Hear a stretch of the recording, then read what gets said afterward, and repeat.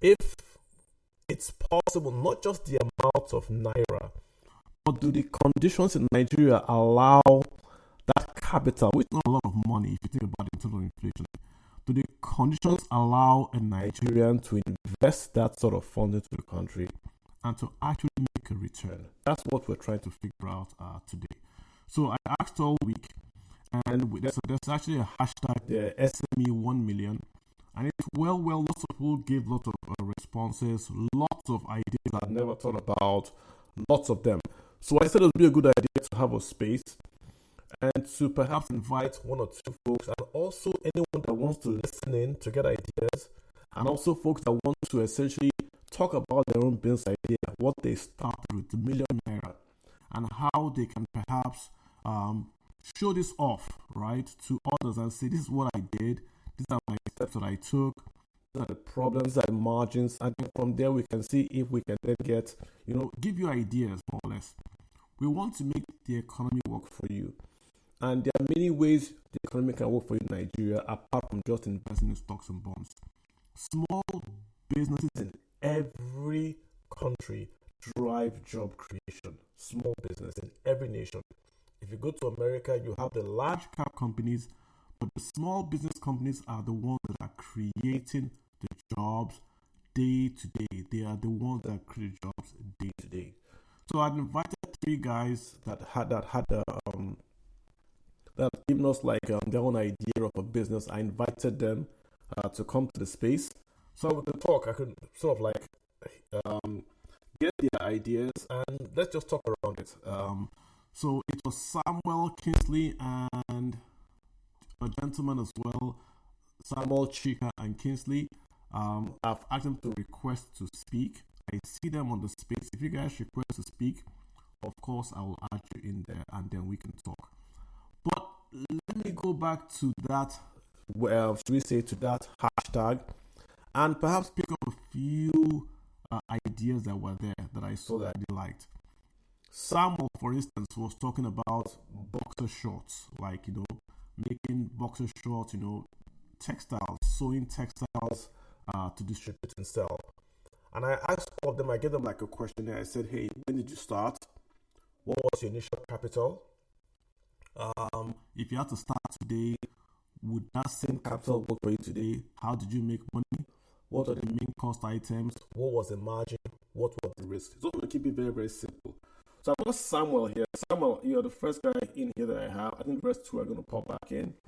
Let's start with you, Samuel. Samuel, you want to unmute, introduce yourself, do a bit of marketing for yourself, and then let's start.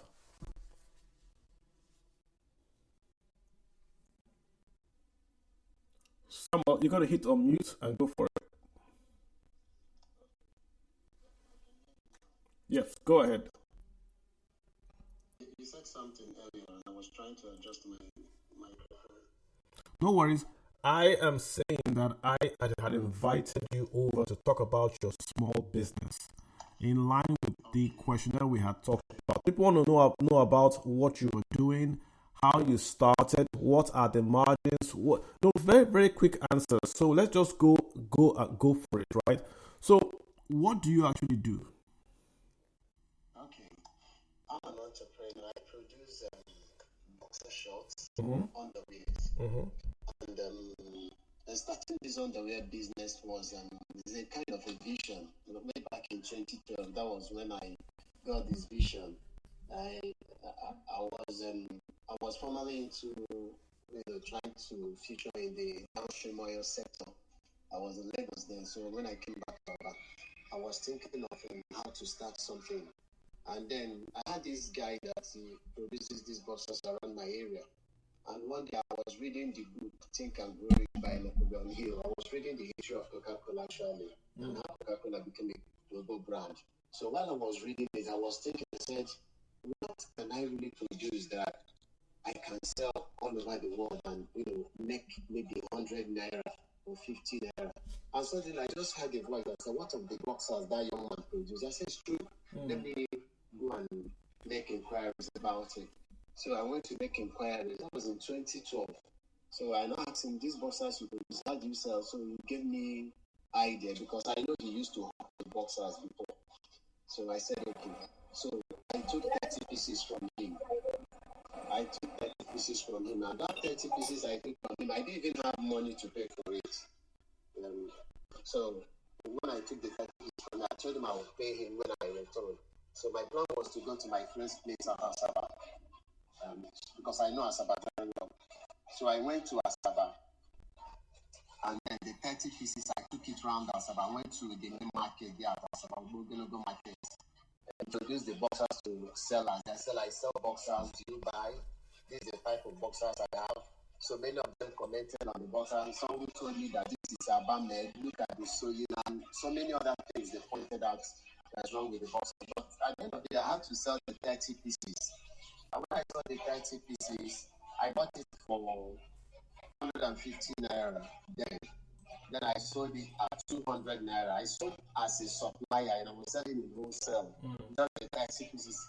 So when I returned, I was, thinking about what I just sold, and I said, hey, if I can sell 30 pieces of boxers and I sold it at 50 naira, that means if I sell 50, this is how much I can make.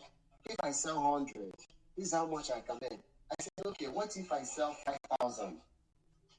I said, if I sell 20,000 pieces at 50 naira, that would give me 20 million naira monthly. I said, so if I can sell 20,000 pieces of boxers monthly at 50 naira, I will make a million naira.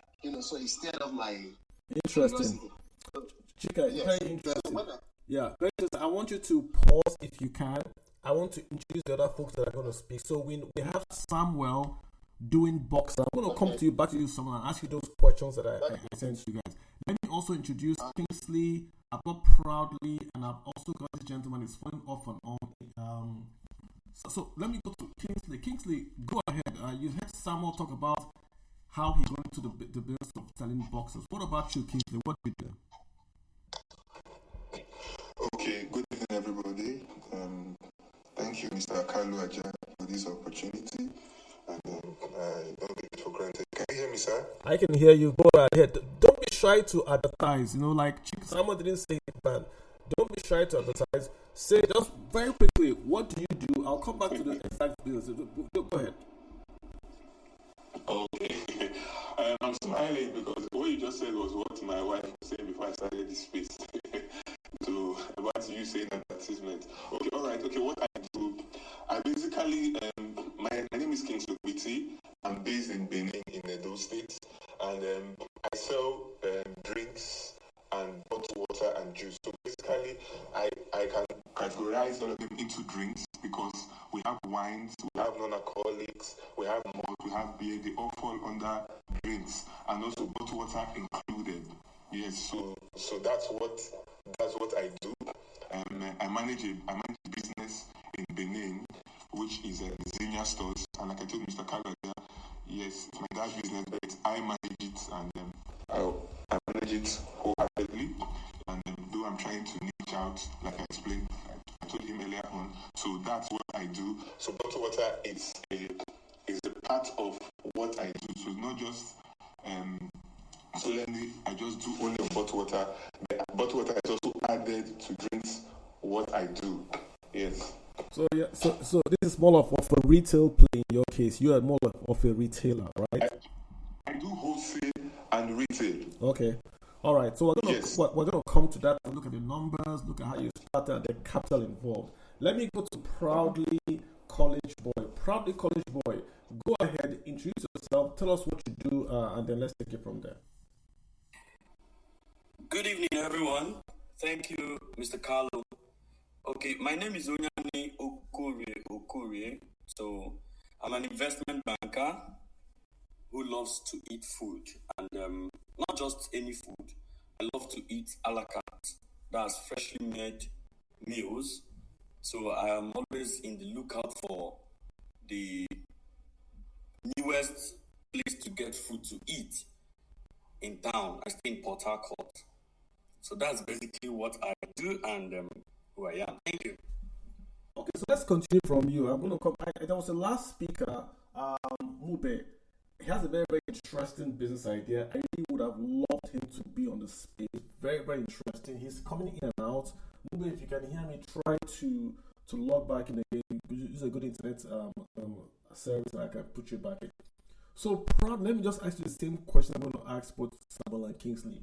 When did you start, and how long have you done this? Okay. Officially, like I said, I'm an investment banker.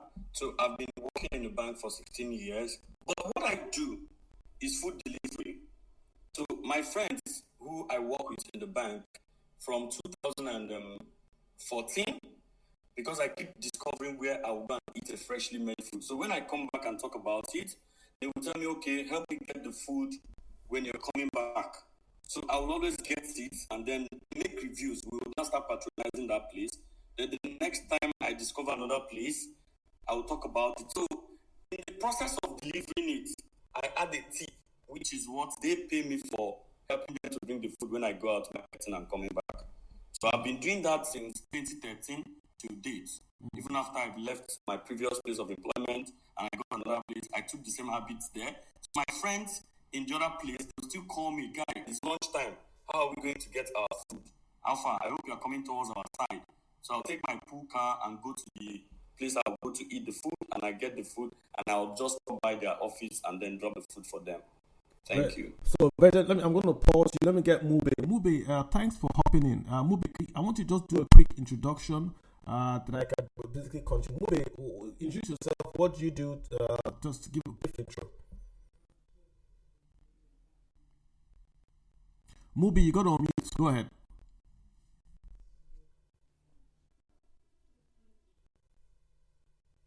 Okay, let me come back to you, probably college boy. So, how much was your initial capital? How much did you use to start this business of food delivery? How much? Okay, it cost me nothing to start it because I used my office car. So when I go out on marketing, I take the pool car. So I'll just stop by where I'm getting the food. So on my way back, I'll just give it to my colleagues. And they loved it because it's freshly made food. So it cost me nothing to start it. It cost you something. It cost you something. Yeah. But let me see. So right now, you have the business up and running. How much capital have you put into this business to start off now? Okay. So far, I have put in 120,000 and on it already because I had to lease a bike I used to go get the food from the source to the person that they will need it. So we've got to buy you. So your capital has gone towards leasing the bike, and in essence, you don't have any assets of your own. It's more or less you buy the food and you deliver. Yes. So in terms of return, I don't know if you can. What's your margin like? I mean, how much margins do you make from that bike? You pay the petrol.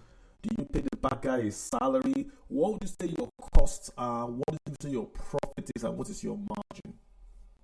Okay, for every delivery we make is 10% of the cost of the food. So for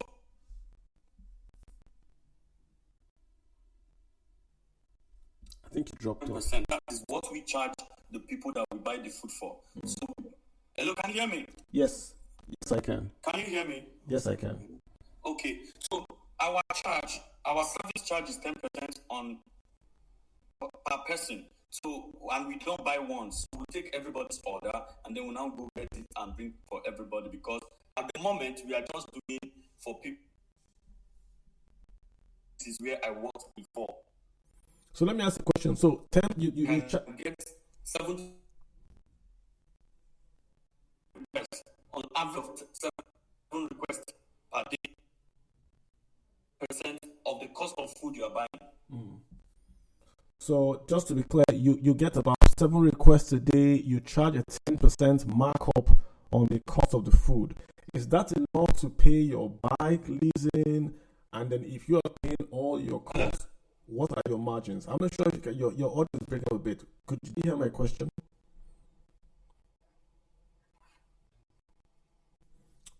Did you hear my question? I'm trying to figure out. Yes, let me ask you again, right? So what I hear you say that you charge a 10% markup on the deliveries that you make. So my question is that 10% markup, right? When you pay your bike leasing, you pay all your costs. What is the pure margins coming to you as profit from this business? Okay, at the end of every day, I make an average of 4,500 naira a day.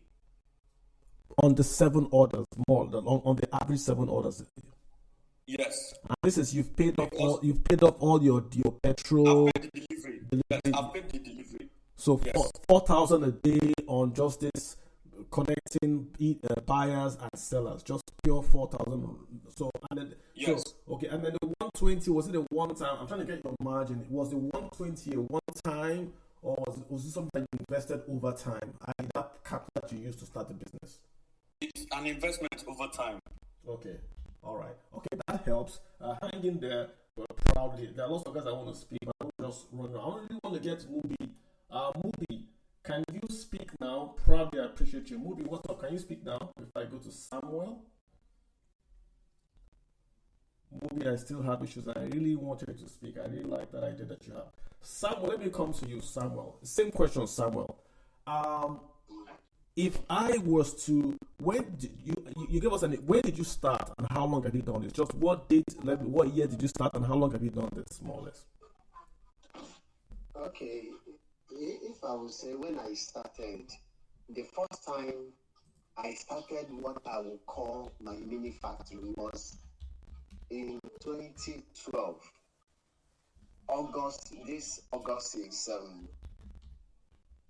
This August will be, if you break 2012 to now, it should be about 16 years, right? Hello? Yeah, go ahead. Okay, so this August is actually the anniversary of when I started in 2012. Now, Wow. When I started was when I bought the first sewing machine. It was the leg actually, because my late sister had the head of that sewing machine. So I bought the leg. It was in 2012, and I used under our staircase. I cleared under the staircase of where we live, and I said, "This is my factory." So many people were laughing at me. So I had to get somebody who will sew, but I don't know anything about sewing then. I don't know anything about cutting the pattern. So I was outsourcing the materials I was buying, after my initial experience of traveling to Asaba, like I mentioned before.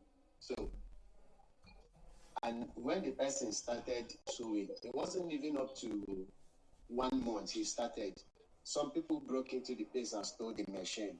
So, Wow. I managed throughout that year, and that year passed. Then by 2013, my brother now asked me to come and take over a particular warehouse where he was using as a supermarket in my area. So when I took over that warehouse, I entered that warehouse in 2013 with one manual sewing machine, these butterfly sewing machines. Mm-hmm. So, I entered that warehouse, very big warehouse. I don't really know the size. The standard warehouse. So, when I entered, there was just one sewing machine, and I haven't learned how to sew. I don't know how to cut. So I was reading the book by Miles Monroe, Understanding Your Potentials. So while I was reading that book, I just read the page 3 of that book, and I dropped it, and I said, and I went to the guy that I used to outsource this work. So I said today I'm going to learn how to cut the pattern, and I'm going to learn how to sew. For Samuel, before you go in, you said you walked into that warehouse with a sewing machine. So what was your initial capital? What was your initial capital to buy that machine? Can you remember back in 2016? When I bought that machine in 2010, in 2012, that was the leg. Where you have the when pedal, you pedal, yes. Not the head of the machine. Yes, I said the head of the machine. My late sister had it, so it didn't have any leg. So I bought that. In fact, when I bought the leg, it was my nephew, my sister's son, who was given this silver chain. So I told him to borrow me that silver chain. Let's sell it. So we sold that silver chain for 3,000 naira to this Hausa, gold dealers. So we sold the chain for 3,000 naira. So I now made it up. I went to buy the leg of that machine for 3,500 naira. Wow. So it was the leg of that machine with the head that I now used to enter that warehouse because they have stolen one of the head of the machine, like I explained before when I started under my staircase. Okay, just want to ask you a question. If I had to buy that same head today, do you know how much it will cost me? That head today, new one should cost up to, I think it's up to either maybe it's up to 40,000. Okay. The new one, just the head alone, because both the head and the leg is about 100 and something thousand today. Okay, let me ask you, Kingsley. So if I have what's your margin? I don't know. I know you are bigger now, but could you break it down for me in terms of maybe the marginal cost? That's one boxer short. Like, how much does it cost you if you could do one boxer short? I know you buy the bale, you cut, and you make mini, but how much you make one boxer short? How much do you sell it for? Okay, now, like I explained in the thread, the reply to your thread, I said there are some boxers I can make with 500 plus. Just one. Then there are some boxers I can make with 700 plus. There are some boxers too I can make with maybe less than 500. Just the sewing, just to buy the material, sew it, not the packaging. Packaging is excluded from the cost. The less than 500 naira boxers. Now, the margin, if I should make one boxers that will cost me, let's say 580 naira, 585 naira, the markup price by the time I sell it at 800 naira currently will be at 217 naira or more. Then if I should make one boxers that will cost me 719 naira or 20 naira, the markup price should be between 280 naira to 300 naira. Okay. Now, if I should make a boxers that will cost me, let's say 550 naira, I can sell it at 750 naira or 800 naira. That's about 40-50% margin, more like that. Yes. Okay. Yeah. Okay, I hear you. Okay, Mube, just mute a bit. I'll come to you. Mube, I'll come to you. So Samuel, so about 40-50% margin. Excellent. So how many do you sell, like in a month or something like that? Okay, I'm a producer. What I do is to produce. Now, if I'm running in full capacity with what I've been able to do over the years, because over the years I have to first of all learn, then get used to it, then start having workers and start producing. So I didn't just start producing numbers, large numbers over time. Like, there are sometimes, initially when I started, there was this low price boxers that I was producing, which was very popular then. So the numbers I can do then in my small capacity, I could do 3,000, I could do 4,000. Now, those days, those boxers were being sold at 160 naira. When we started, it was being sold at 160 naira, then some 170 naira. So the margin then of the profit was around 30 naira, 40 naira. So depending on how much you buy your materials, then you can make 50 naira, 60 naira, 70 naira, 80 naira, depending on the cost of the material. It looks like margins have gone up. Am I hearing that you're making more money today? Is that what I'm hearing? Yes, because the cost of the materials have gone up. Now, because the cost of the materials have gone up, the cost of other items that you need for production has also gone up. So you have to increase your markup. Now, also fuel has also gone up. Now, petrol is one of the major constraints currently, because the price of fuel currently, as we bought as of yesterday, was 1,000 naira in my place where I bought from in Aba. So at that rate now, it's not as if we increase the cost of our products every time there's an increase in the price of fuel. It's something that will take time to increase. But Samuel, just to be clear, right? Your margins have gone up today. But what about the sales? Yes. Are more people buying boxers? Are you selling more? Yes. No. See. Okay, let me explain this thing. You see, like I explained, the boxers industry, the boxers or the underwear business is a multi-billion naira business. You see, currently now, if you make just make some inquiries, from wholesalers at Lagos Island. In fact, the season where we are now, especially because of the exchange rate in Nigeria, local producers who produce things that can match the imported ones at advantage, because the importers are now looking for local producers who can produce things that can match the imported ones. So, because the imported ones are now more costlier. So by the time you import it and convert the exchange, it becomes more expensive. So it becomes difficult for the retailers too, or wholesalers to buy it.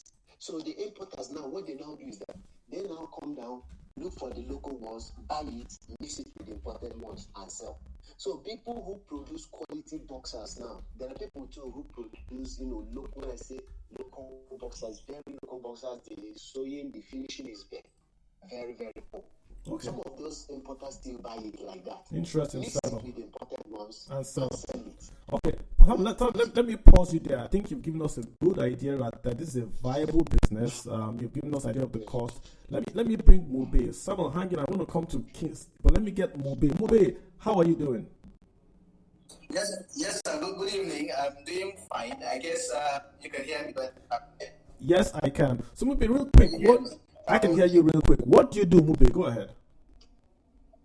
Yeah, I do goat farming actually, which I started, I think, since around 2013, when I was a teacher, actually, my first job with Kano State government. So while posted to a rural area, and then we have this school farm of a thing.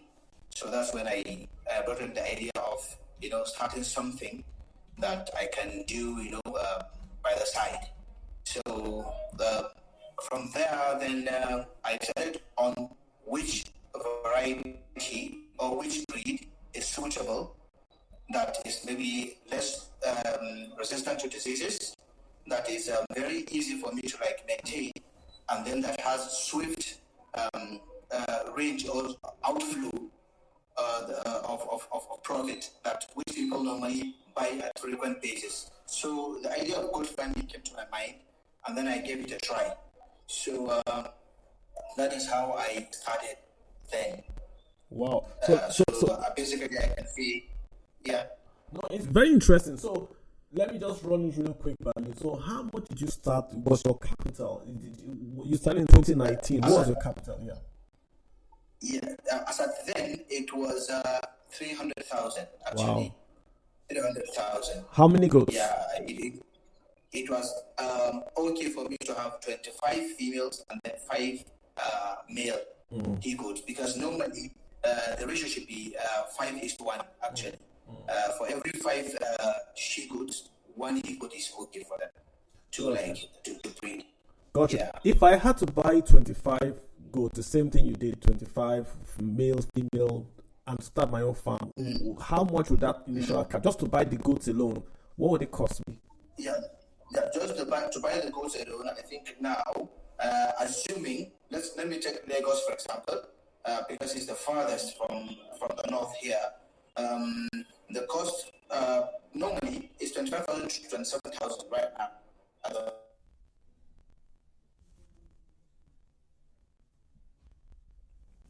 Oh, I think I lost your audio, Movie. Can you guys hear Movie speaking? I can hear you. Yeah, I couldn't hear Movie anymore. Yeah, could you hear Movie? I can hear Movie too. Movie, if you can hear me, I can't hear you. So, you are giving me some good information. Movie was saying. Movie, we lost you. So you have to backtrack a bit. We lost you, right? You were talking about if you have to buy the goats now. You are talking about Lagos. So go ahead. Moby, can you hear me? Hey, village people. And these guys giving us Moby, if you can't hear me, I'll move to Kingsley and I'll try to DM you. So I have the information here, but I wanted to say it yourself so that people can follow. Kingsley, let me come to you while movie sorting out this audio. So Kingsley, I mean, you introduced yourself earlier to us. You do the distribution, you buy the food, you do the retail and distribution. Just want to ask, just to take it down, what are the main risks? We've talked about your margins, you make 4 or 5%. What are the main risks for you that you see? I mean, if you bought a bike today in some states, you cannot operate a bike if it's not more than 2cc. What are the main things? Like if I'm listening to you and I'm at home, I have $1 million or 500,000 because it looks like you are the cheapest in quotes capital to get into right now. What do I have to know to get into this business? Sorry, this is not Kingsley. Sorry, I'll talk about Kingsley. I don't think we'll talk about your margins. So, can you talk to me about your margins, right? What do you make in your store from just retailing out this drink that you retail, Kingsley? Sorry about that. Go ahead, Kingsley. Okay. There's drinks, there's water. Okay, so let me focus on water because I have figures for everything now. For the margin, for the water, in a month, I make between 10 to 20% profit on what is invested. Yes, 10 to 20, and I'm working with worst case scenario. I don't like working with best case scenario. Worst case scenario, 10 to 20%. So is that a daily return, 10-20% daily return? No, I'm talking about monthly. Monthly return. Yes, monthly return, 10 to 20%. So if I had to open up a store and to retail, maybe is it like Swan, bottled water and pure water and then Coke and Fanta? Is that what you're retailing? Yes, but I don't do pure water. Okay. I don't. Just the bottle. So no. It's bottled water. Yes, it's bottled water. And bottled water in parts. Not that I sell 1-1. Okay. No, I sell in parts. Yes, so, I don't sell 1-1. I sell in packs. What about the like Fanta, Coke, all that kind of stuff? Do you do that? Yes, I also sell in packs. I don't sell 1-1. Okay, so every month you are talking about that margin of about 10 points. Is that what I heard you say? Yes. Okay. So okay. Go ahead. Go ahead, sir. Go ahead. Okay. What I like the question that made me that got interaction was when people asked. When you asked if I invested 1 million, if I have 1 million, what I would do, I said I'm going to buy bottled water. I'm going to buy bottled water. What's this amount? And this is what I'm going to make, which is 160,000 naira. Now I picked out one of the items out of all the things I do that I can physically put that money in, and I can track what I can get as worst case scenario, which is 160,000 naira in a month. So essentially, you are saying it's possible to invest that amount of money. So let me do the percentage return. How much are you investing? Let us do the calculation. How much are you investing? Okay, like I said if I get 1 million naira and I easy to buy water. If I get 1 million naira for a pack of bottle, what I'm talking about is Arden water. People might not know it. It goes for 2,000 naira as the cost price, and that will give me 500 packs of the water, and it comes with free delivery. So I deal directly with the company. The company has a marketer that supplies to my doorstep, so I don't pay any costs for delivery. So they deliver it straight to my place. So if it's 1 million naira divided by 2,000 will give us 500 packs. Yeah. So I said 500. So I'll do 500 packs, and I'll say at 2,000. I'll say at 2,500 naira. And if I say at 2,500, it will amount to 1,250,000. When you take away the 1 million naira out, so we're looking at 250,000 naira. So when I take away costs, exactly, sir.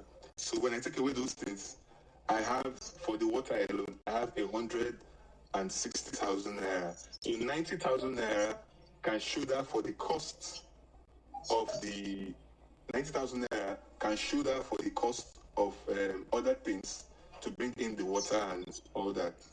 Interesting. So so it's possible to start this business with. I'm going to come up to you, Sam. So it's possible to start this business with those with less than $1 million and actually make about 160,000 every month. All I need. So what do I need? I need a place. Do I need a refrigerator? What do I need? Okay, no, you don't need a refrigerator for what I do. I don't. About it, you don't need a refrigerator. Like, I've gotten tens of DM with regards, after I replied to you, I've been getting DMs left and right. And I tell them, I say, the first thing that you need to locate, not that you have 1 million, I tell them, I say, you need to get a good location where you know you are going to sell this thing fast. It's not just a matter of saying, oh, I can easily get 1 million somewhere and I buy the water. I say, it's not just buying it. Selling is the main thing in business. Yes, some people will think of as I want to set up a big office, I want to do this. The first thing you should be thinking as a business person is, who are my target audience and how am I going to sell this? So if you have a location where you can sell this water fast, then you can start this up, because you don't need a fridge, you just need a storage space, and you need a storage space where people can come to get the item. You're not the one producing it. Okay. So my question to you is that, what kind of location are you in? That's my question to you. Okay. I'm at the city center in Benin City. Okay, city center is like the center of Benin, and my business place is at Mission Road. So anybody who is in Benin knows Mission Road. Yes, number 17 Mission Road is close to the city center. From there, you can access the airport road. You can access anywhere from Ring Road. For example, somebody will say, if you are lost in Edo State, so if you are lost in Benin, locate Ring Road. Because from Ring Road, you can locate anywhere you want to get to. So Okay. it's a busy location. Yes. Gotcha. So the risk is that if I do this and I'm not in such good location, I might not have the same margin that you have, more or less. Yes. Then the only other way for you to make this margin is that you now have to invest in marketing or reach out to people who are doing events. Yes, or your friends who are doing events, or people who are doing events, because I also sell wholesale. I also have people who do events and they come to buy from me. Then some people say, okay, I have an event happening on Saturday. Can I pay and pick up at so and so? I say yes. Right now, we have two persons that are getting married, that one has paid for this Saturday, another one next Saturday. And that is where bulk of, and when people see that you deliver their goods and services, they refer you to other people. Yes. Okay. They refer you to other people. So Perfect. you don't have to deal with storage issue if you have a place where you're going to keep all those things. Yes, just have a space. You don't need to really even spend money on how fancy the place is going to be. No. But if you have a good location, and where people can, where you have, especially good location has to do with vehicular traffic or foot traffic. Gotcha. So in vehicular traffic, when people are passing, they can easily be seeing your water display, or when people are walking, they can see your water display, and they ask you questions and say, oh, how much do you sell? And that is what I mean by good location. So it doesn't necessarily mean you must have to be a city center, but if you have to be a place where there's vehicular traffic or there's good foot traffic, you will get sales. Interesting. Kingsley, thank you so much. Let me come back to Moby. Francis, Kingsley, that was very, very good information. Moby, I lost you. Lots of people are DMing me this. I lost you. You are saying, I asked you a question. If you had to buy the same goods today, you are saying if you had to buy it in Lagos, continue from there. Yeah. No, I said I'm assuming if it's right here in Kano, it's going to cost like 26,000 per head. Okay, so that means times 30, you would have 780,000 for 30. This means for you to have 30 head of 30 individual goods, you need like 780,000. Can you hear me? Yes, I can. Okay, so that is the cost of the goods actually, and yeah, I guess I have answered your question, right? Yes. So the it will cost me in effect, it will cost me less than $1 million to buy the herd. Yes. Okay, what else do I need? I have to feed them. I have to keep them somewhere. Do I need a vet? Yeah. So because you need to provide shelter for them actually. So which means because I was assuming maybe there is a shelter, for example. So with that money, You can use the next thing is the what do you call it? The feeding. This breed of goats we normally use here, they are very easy to maintain. It's a way that let me say per month, this 30 per month, they won't consume more than 50,000 per month. Interesting. So let's come to it. So Hello? yeah, I'm here with you. So one thing is that they do reproduce twice in a year. So basically with 30 herd in a year, you are likely to have not less than 120. So for me, I was I do the weeding annually and the sales annually.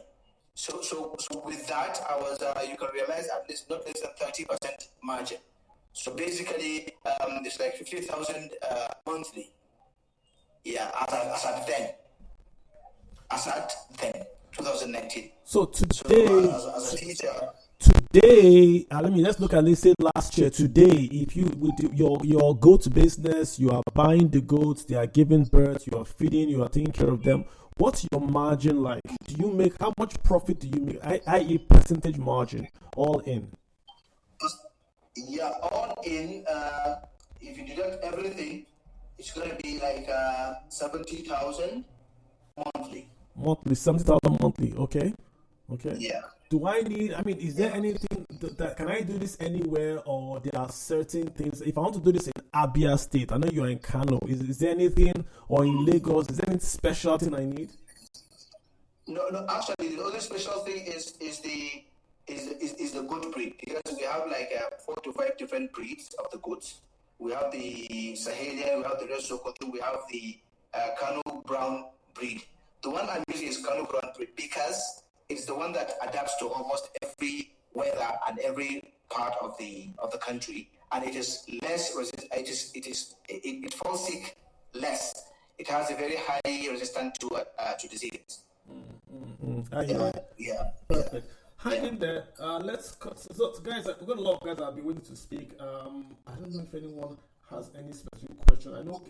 There's no way we can talk up to Kingsley or Mube or Probably or even, I think Chick has dropped off. We can't really get all the information from you guys at the space. So let me open it up. I've got HRH Farms. And there's a guy that is telling me that he wants to support 10 entrepreneurs with $1 million. I don't know if it means $1 million each or if it means $1 million. Dr. Obi, are you saying $1 million each for each entrepreneur, or is the total fund $1 million? Let me add you real quick so you can answer that question, so I know how to come get the money from you, sir. Dr. Obi, if you can hear me, just clarify that. Are you supporting with $1 million each, or is it the total fund of $1 million? What's on your mind? So I want to invest 10 million with 10 people. Because of the way I want to do it, it is not a grant. It's going to be like a partnership. If we can find a way to have some form of security.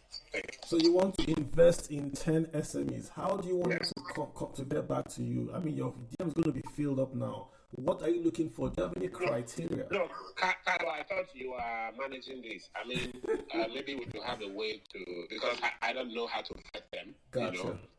Yeah, so we might have to set up a way to do that, Okay, we can. Let's DM, then we'll come back to the forum maybe next week. We'll look for a way we can say, do a submission. Honestly speaking, sir, I've done this before. You have to just go with let's DM, sir, then we'll come back to this. Okay. Doctor, we'll DM, it's out there. You want to do 10 million, you want to invest, not a loan. You're looking for SMEs you want to invest in. We'll come back to you, sir. Not a problem. We'll DM. HRH Farms. What's on your mind? HRH Farms. Go ahead, sir. Thank you very much for having me this evening, Mr. Kalu. I am a very big fan of yours. Thank you, sir. Big follower of yours for the longest time. You have given us tips for free. So this is my way to give back to the general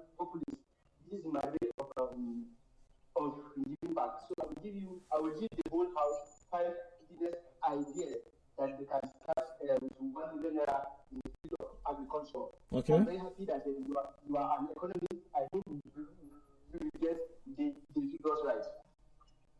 Yes. Yeah. I'm going to talk about maize farming, grape farming, coconut farming, onion storage, and passion fruit farming.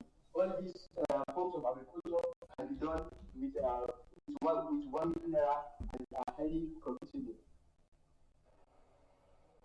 So today in Nigeria, a bag of maize costs about 80,000 naira, which from my calculation one can make about 8 million naira, sorry 4 million naira from farming 1 hectare of maize if he has the experience that I do.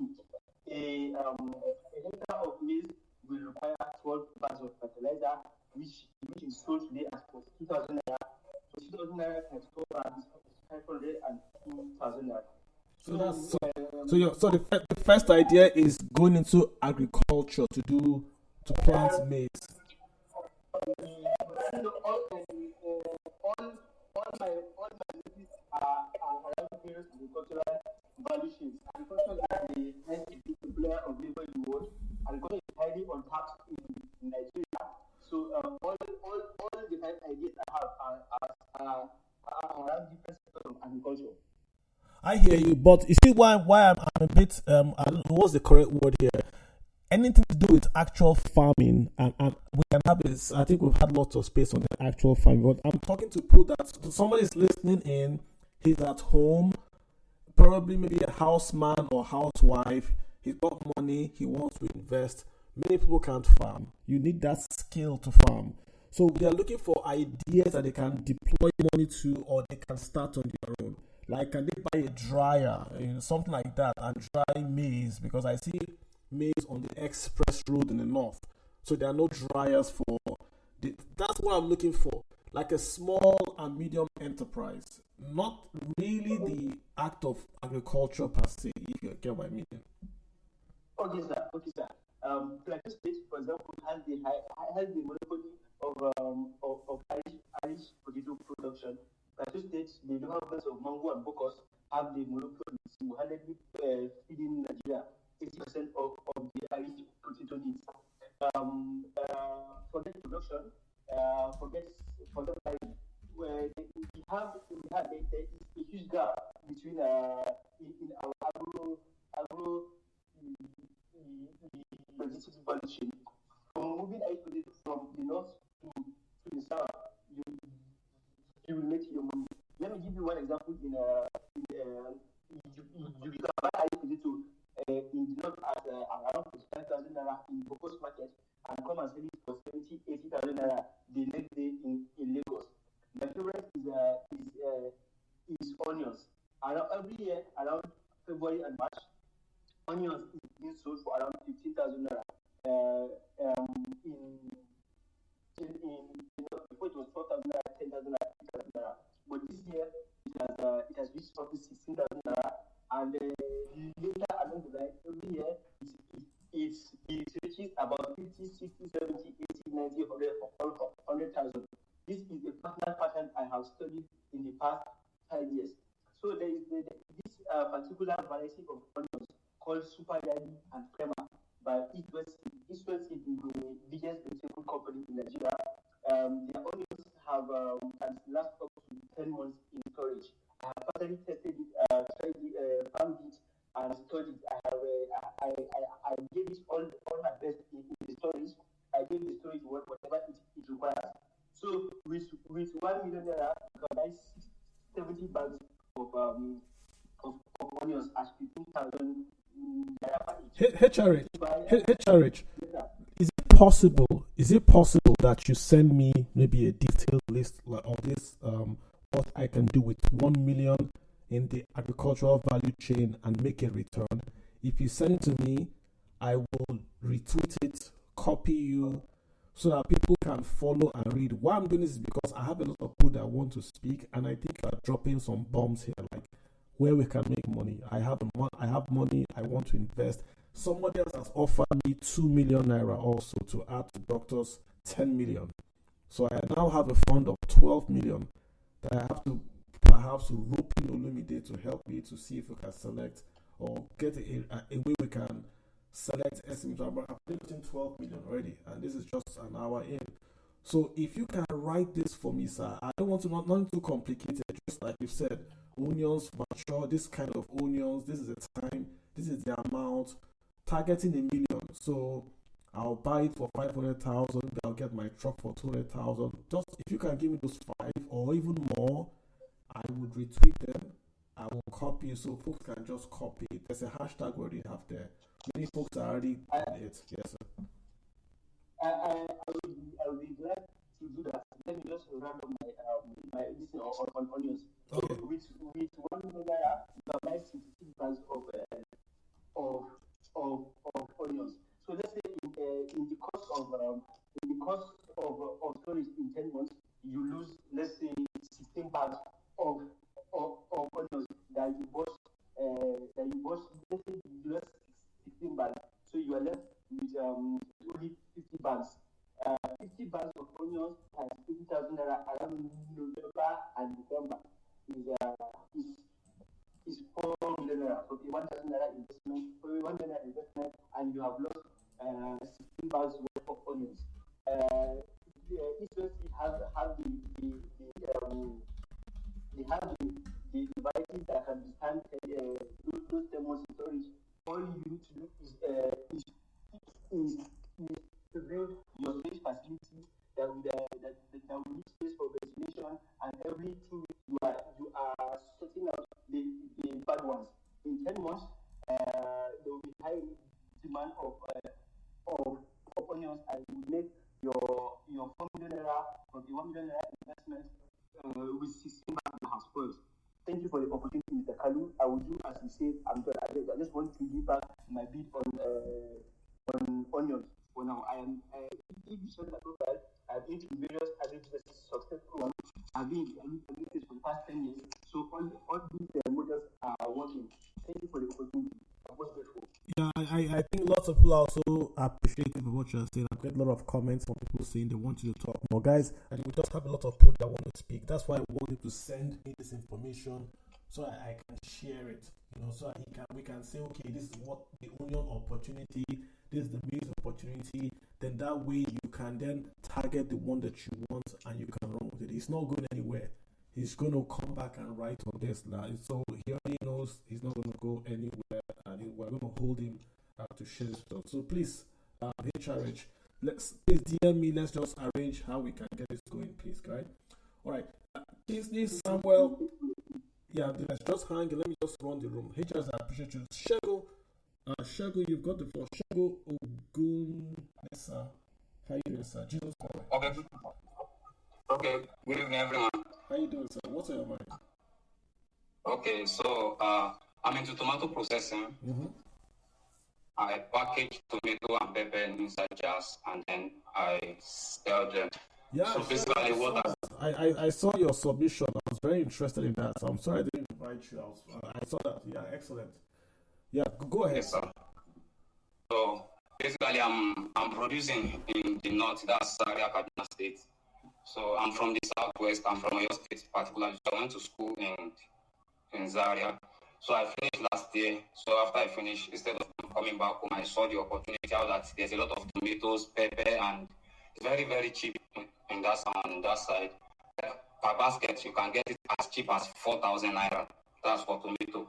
And coming down to southwest, you get it as expensive as 40,000 naira per basket. So including transport and all those things. So I came up with the idea of, instead of just transporting it raw, I started packaging it into jars. So when I started December last year. So I produced almost like 50 bottles. So, but one of the disadvantages of the business is one of the first things I encountered when I started the business. Why? Because when I was transporting it back to the west with myself, so I had an accident on the road. So basically, because I packaged it inside bottles, most of the bottles got broken. So I think I have just like 20 bottles left. I was able to get home with 20 bottles. So, but I picked up myself back again. Though I was discouraged, so I picked up myself back in February this year. And then I started with the business proper. So because I was not able to sell those one I made. I just left it for my parents at home to use. So I started earlier this year with just 300,000 naira, though not at once. At first I invested 150,000 naira. So with that 150,000 naira, I was able to get 4 baskets of tomato, pepper, and onions. So, and then I employed a woman that helped me with the processing. I get some of the things I need for the production. I get a sealing machine that can help me with the sealing of the jar and then the bottle. So basically, what I do with the bottle that made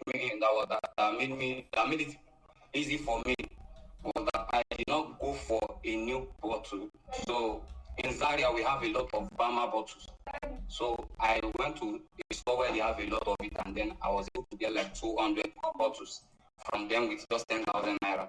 So the woman helping me was the one that washed the bottle, we cleaned it, and then we sterilized the bottle so that it can be clean. So after we sterilized the bottle, we then processed the tomato, just the way it's been done. I think I lost Shego. Shego, if you're speaking, I can't hear you.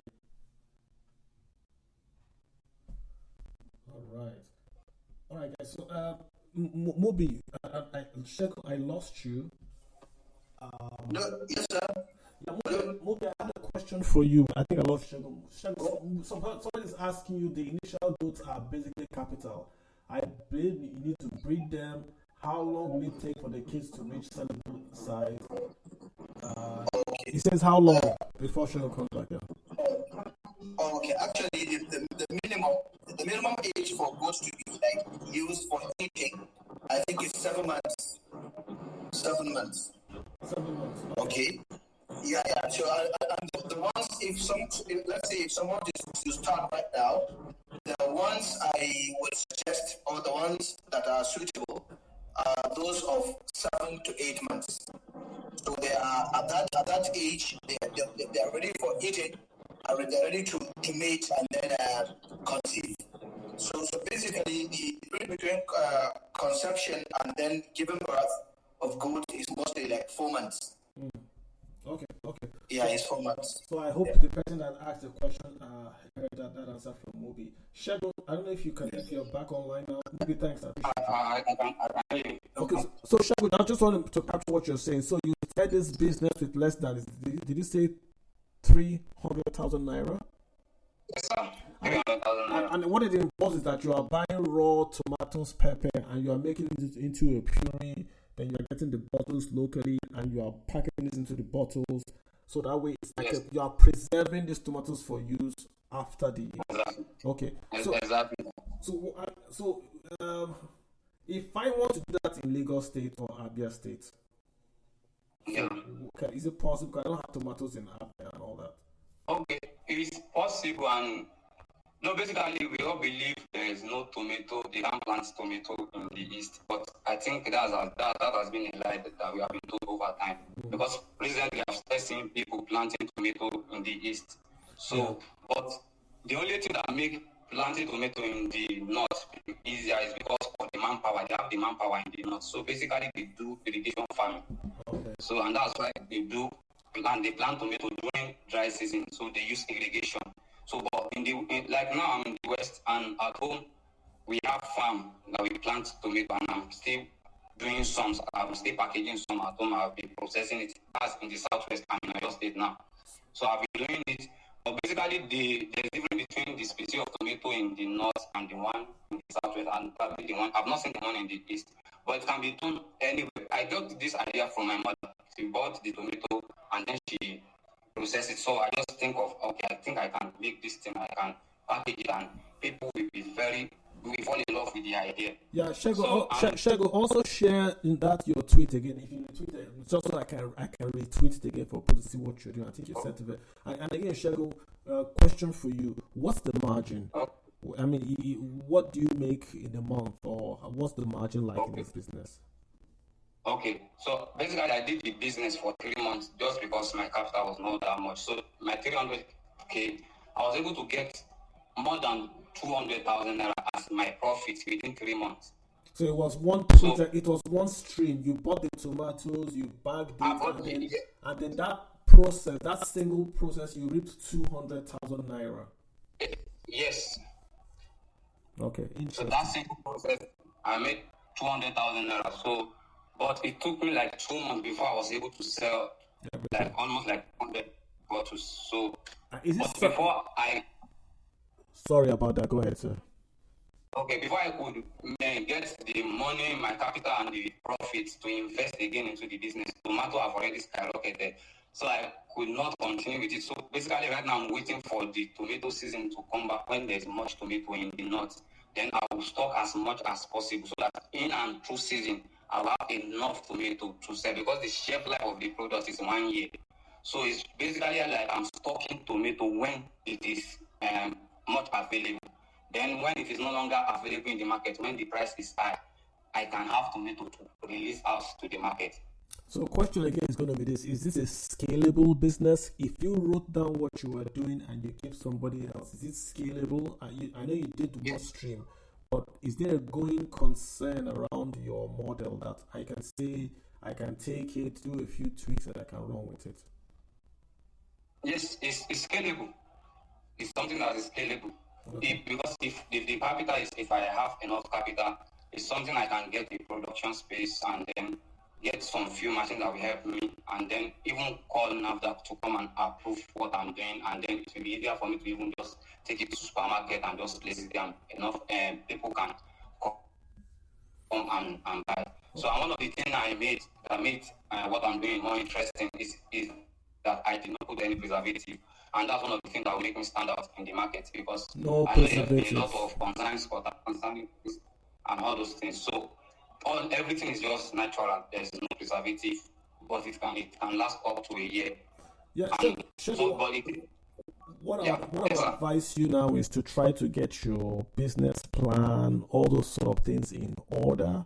You say you know the machines to buy, identify the machines, what is the cost, go to NAFDAC, what is the cost of, get all those things in order because you never know when opportunity might knock. I think it's a good idea you have. Organize yourself. We've got 14 million, and I have a gentleman that just said he would like to be among the veterans to do business planning, to assist people to do business plans and all.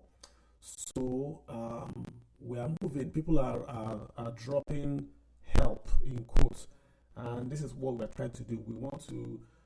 This is why I held this space today, so that we can see that it's not all doom and gloom, and there are things that we can do even in the country with 24% inflation and all that. There are still young people out there making a living that don't have a job but are going to create a lot of enterprise. Lots of people I'm not looking at the DMs, but I know lots of people are trying to get involved in this. Anyone you can do, if you want to vet the proposals, if you want to help people to write the proposals, if you want to give the money, if you want to do a grant, which means you don't want to return, just give a grant to help people. If you want to teach people, let me know. I'm just going to share it. Right, that's all I want to do. I've got Salim Bauer. Thank you, Salim. Salim, you got a few more. Please go ahead. My guests are all here. I've got the Kingsley, I've got Samuel, I've got Mobi, I've got probably College Boy. But go ahead, sir. Thank you very much, Mr. Kalu. I believe somebody just called my attention to this. I believe you made a post, I think, like this some days back. I quoted it and I wrote something. I just shared it on the Jumbotron. I believe the post I did generated the most likes, and I believe maybe the most comments on that. I believe so because I haven't seen any post that has generated this much traffic on that very post. But I believe you might have skipped it. Share it again so I can retweet it. Yeah. It's on the JD. It's on the Jumbotron. It's on the JT. I don't see it yet on the JD. Let me look at the Jumbotron. Okay. Yeah, but go ahead. Okay, I'm going to pitch out just two things. We are into farm establishment, like improved farm establishments. So basically the animal sector is the most neglected sector in the whole of like agriculture in Nigeria. So we see to see how can we improve on that. You see, once it improved, of course, when we make it like look lucrative, this very same way crop farm is now lucrative, many people will flow into it. In fact, basically, honestly, we see the crop farm as like poverty alleviation program. In the old crop farm, if you want to make cool money in agri, it's just the what is it called? The livestock, honestly. Because if you look at the percentage of people that are like billionaires under the agricultural sector in the whole world, most of them come from the animal sector. So we seek to improve this. One, the issues we are having in Nigeria is one, genetics. We don't have improved genetics. Most of the ones we are having are like stunted, or let me say just the natives that you find it hard for them to appreciate the feed you are giving them. Secondly is the feeding. We have issues with the feeding. Regardless of, we don't like pay attention to what we feed our animals. We only give them what we lay our hands on. Most of them are like valueless, like nutritionless, and most of them are even toxic. We don't even know that they are toxic. So I'm just creating a premise for what I'm going to discuss. So let me not go into the deep like lecture. So I pitch out two things. I'm going to pitch out two things that you can start with $1 million. You see, on the duty, the very post I sent out there is we are into this local chicken. We advise people like starters, usually like cover students, they should start with the local chicken. One, because we don't risk going with the hybrids. You see, broilers, layers, they're hybrids that you have to create good environment for them. A little change in the weather, like maybe let's say in the morning it's cold, afternoon and it turns out to be hot, the next thing is cold, that will have, you will see the result of that on the chickens generally. But you see, if you go with the hardy, very hardy, like we have heritage breeds like the Brahma, Cochin, Rhode Island Red, Leghorn, all of these are heritage breeds. So you can go with the local breeds. I made out something that you can just start with just 20 pieces of this local chicken. Under good management, these 20 chickens can multiply up to like 2,000 in a year under good management. If you get, let's say, maybe 20 pieces of adult hen, you get 5. You can choose to go with the cocks. The cocks should either be, let's say, local, or you go with the noilers. The noilers are a bit bigger than the, what is it called, about 2 times bigger than the local chickens. Or you can go with the heritage breeds for the cocks. These heritage breeds are even like 3 to 3.5 times bigger. For instance, if you are able to get a pure breed of Brahma or Cochin, this beast can weigh up to like 6 to 6.5 kg at peak maturity, while ours only go to about 1.8 to 2 kg. So you see, when you introduce the cocks and they made, I have something like that. We improve the local chicken using those breeds. So when you cross them, you're going to get a bigger hybrid, bigger than the local chicken, and it's still, especially the Brahma, most of its genetics, they share almost the same genetics. Like when it comes to hatching, they can hatch. They are tolerant. They are disease resistant. They are hardy. All this, they share almost the same traits with our local chickens. So you wouldn't have issues with them acclimatizing to our environment. So you see, if you have just 20 chickens, let's say on average, if you are going to give them ample time for recovery, let's say 20 chickens, let's say on average, they can hatch between 8 to 15 chicks. 8 to 15 chicks under good management with good nutrition. Why we don't usually get that from our mothers in the village is because we allow the chickens to go and feed for themselves. We don't pay attention to how they live, where they live, what they eat. We don't do that. But imagine if you are going to create a good environment for them. I can assure you, you can get at least between 10 to 12 chicks hatched by each hen.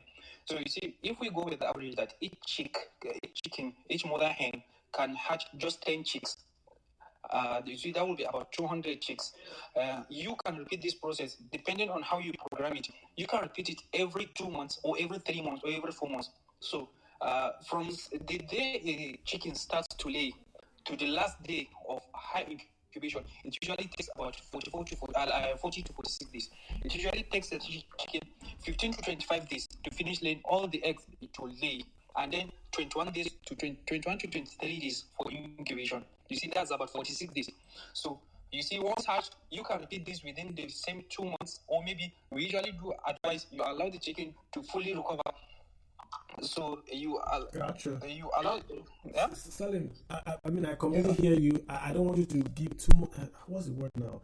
I don't want you to overload the guys. Yeah. I told HRH Farms, right?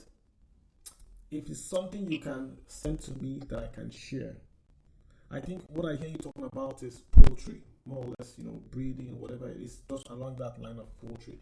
If it's something you can share, it's easy for someone to say, okay, this is what this opportunity is, this is what it will cost me, this is what I need. If it will have pictures, perfect. Think of an urban setting, maybe Ibadan or Ebonyi, something like I do urban setting. Where will I get my feed from?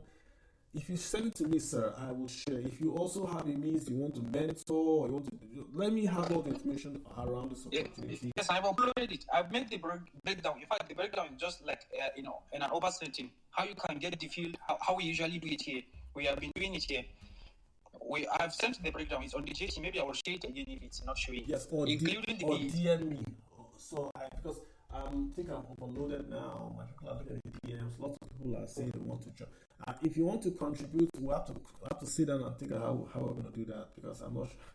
But yeah, send me this. Once you DM. Okay, can I just summarize this and then go? Please go ahead. Then, okay. So I want you to, Salam, just understand, lots of people want to speak. You are seeing a lot of wonderful things, but lots of people want to speak. So I know the time is not there. Yeah. So on average, you can get up to 200 chickens, like 2,000, anything between 1,800 to 2,800 chickens. So with regards to the feeding, we usually do, since we don't advise people to even buy anything feed. There are regenerative, and sustainable means of feeding.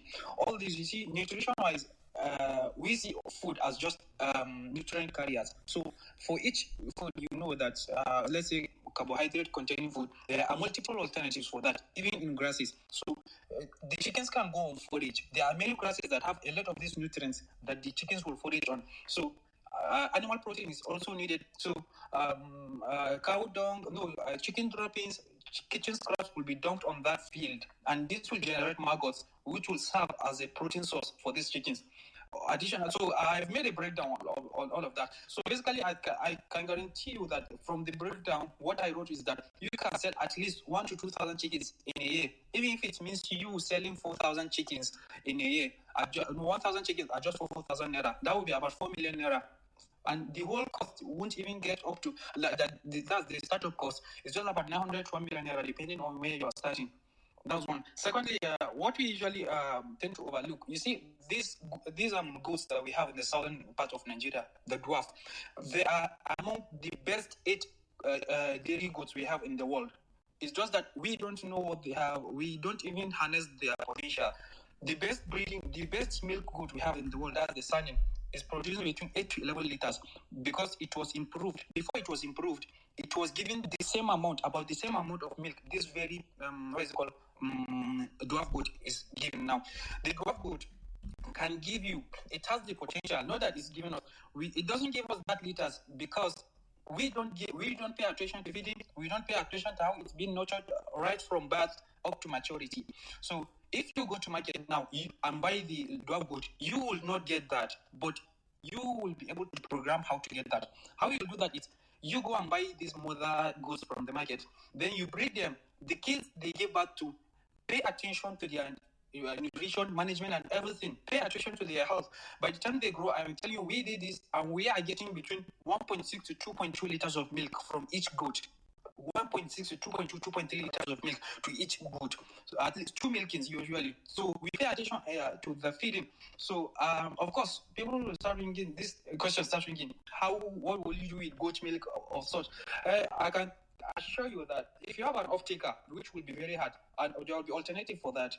If you have an off-taker, each liter of goat milk sells between 1,500 to 2,000 naira because it's being used it serves as a raw material for so many things. One of which is we basically have almost all our households. It's infant formulas. Almost 70 to 80% of infant formulas are being made with goat milk. I didn't know that. So essentially, if I get goat milk, instead of buying naan, they can drink goat. In fact, the most expensive, they won't tell you that, but the most expensive infant formulas are being made from goat milk. The cheaper ones are made with cow's milk because the ones being made with cow's milk have to undergo protein modification, which is like a form of GMO. it has to undergo protein modification. So that's the cheaper ones. The most expensive ones are being made with goat milk. Gotcha. So a quick question for you. Somebody's asking, what's the best species for the goat? The species. I know. Nigeria, we usually advise if you are going for dairy, go for the dwarf goat. Is it the same? Is it the same one Mubi talked about the Kano Red? Is it Mubi? No, the Kano Red is just good with beef. Good with it's beef. good with beef. Okay. Yes. But the dwarf, so the ones they have in the southeast, what is that? That is and the dwarf as well. All the ones in the south, you are like a good number of them are the dwarf. Okay, all right, okay, just getting that in. Okay, all right, Salim, hang in there. Shego, I have a few questions for you. Somebody's asking Shego, how do you preserve the tomato? And number two, they're really asking you to get your business plan in order. Somebody wants to invest. So Shego, how do you preserve the tomato? Is it cold room or is it vacuum seal? How do you do it, Shego? Real quick. Okay. Basically, can you hear me? Yes. Hello? I can hear you. I can hear you, Shego. All right, Shego is off. Let's get Ziggy. Ziggy, go ahead. Good evening, all. My name is Alexander Neke. The business idea I want to share is for maybe students who are still in school or maybe young graduates that don't have anything doing right now. And that business is Cyber Cafe. It's the business I'm doing now, and for me is quite lucrative. And in cyber business, there are things you need to consider before you can then start that business. Very interesting. The first thing is location site. Now, for you to make profit in this business, there are certain locations you need to site your business as if you want to cyber cafe entrepreneur. If you want to build a massive income, then it's best to start in the school, in your school premises. Maybe in the school park or maybe in the school business area. Get a shop there and set it up. Now, once you get a shop, higher institutions, polytechnics, university, or college of education, once you open a shop there, then you can then get second-hand laptops. Now, there are cheaper laptops you can get at the market for as low as 70,000, 80,000 naira HP second-hand laptop, which you can get. They are affordable. Then you get a printer. Now, we have different printer.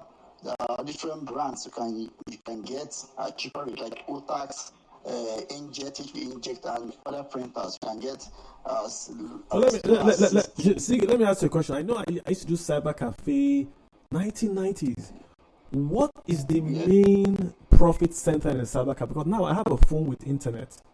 So is it the printing side you're talking about? Where's the main business profit center in the Cyber Cafe? Now, where the business comes in now is in registrations. Students do course online registrations from time to time. Okay. Now, sometimes the new intakes, the money maybe like got admission, will come to register. So, and they pay school fees online. So these days, why paying that fees? There are certain charges you need to pay. Now, for you to maybe create a profile in the school database, in this route where I have my cafe, you pay up to 3,000 naira per student. So why can't I do it on my phone? Why can't I register on my phone? Now, because as a new student, you don't know how to surf the net. You don't know how to access the portal. So what they normally do is, first of all, they have to go to that place and do what? Register using that maybe that Rice Cafe. So once they come around, you have to create a profile for them, create an invoice, generate an invoice for them, then help them pay their school fees. So that process alone, that we charge that person 4,000 naira, 5,000 naira per head. Do you get? And that's first. That's one angle. So other areas which can equally make money is from what? From assignments. You understand? You can copy assignment or help them. There's another angle that we normally use to make money. Sometimes you work hand in hand with the school authorities, that like the HODs, the dean, and maybe the student authorities. So if they are doing any program, they can give us the contract to either print flyers for them or make bulk this thing. Gotcha. Ziggy, what's your margin like? Margin, like, is it in a week or in Let's do a month. Okay, in a month you'll be getting between 300 to 400,000 naira. No, that's a profit. Your student making 340,000 a month. It is one good thing about it is risk free in the sense that not that it's really, the risk there is very low. You understand? Because if you are in a busy area when you have a student patronage, you'll be getting more customers. You understand? But you have to exercise patience to build it over a long period of time. Let's say between a year and 2 years. But that's a lot of profit, bro. Are you sure? When you have that, yes. Okay. But there's the other angle which you use, because we have the printing side, we have the photocopying side, we have the registration side. There's so many angles to that business. And if you have maybe all this colored printing photocopier that can print on art paper, you will get lots of customers, especially whenever they are doing maybe any of the events in the school. You will help them print flyers, print posters, and that is a lot of contracts for you. For you as a lot of contracts. You will be making close to maybe 100,000 just for a particular project. Do you get? So, like last month, I made 300,000 last month. I won't lie. I made 300K last month. And the amount I spent I opened my shop last year, September. I spent close to 700K to open the shop. You understand? But ever since then till now, I've never had time, because every time I have a work in my system that I'm doing. Do you get? So either I'm preparing, helping the student to arrange his work, or maybe I'm printing a project for his students. So all these things, students pay for it. And we have what they call market boom. That time is when students normally are in school, and maybe they just resume school. They want to make payment for the school fees, register their course online, or maybe take their results. That is when you have more market. When school resumes, maybe the school is in session, towards maybe the second, third month, they are done with the session. Your income level, your margin will drop. I know, because I hear you. Yes, that time the school is already in session. They have done their Ziggy, that's good to know. Ziggy, are you a student yourself? Yes, I'm a PhD student. I'm a master student. Oh, gotcha. Well, it's good information. Again, if you don't have to send to me. If you have information like the business plan, just the app, how to start, what this stuff you just said, if you send to me, I would share. I think people would appreciate it to know, right? No problem, sir. I'll do that, sir. Thank you, sir. I appreciate that, yeah. Chika, I've got Chika. I want you. Thank you, Ziggy. Chika, how you doing? Been a while. Yeah, good evening, Uncle Carlo. Good evening, everybody. So interesting and happy to be here. All right. So a little contribution, but I might deviate a little bit. So my name is Chika Oji, and I'm an international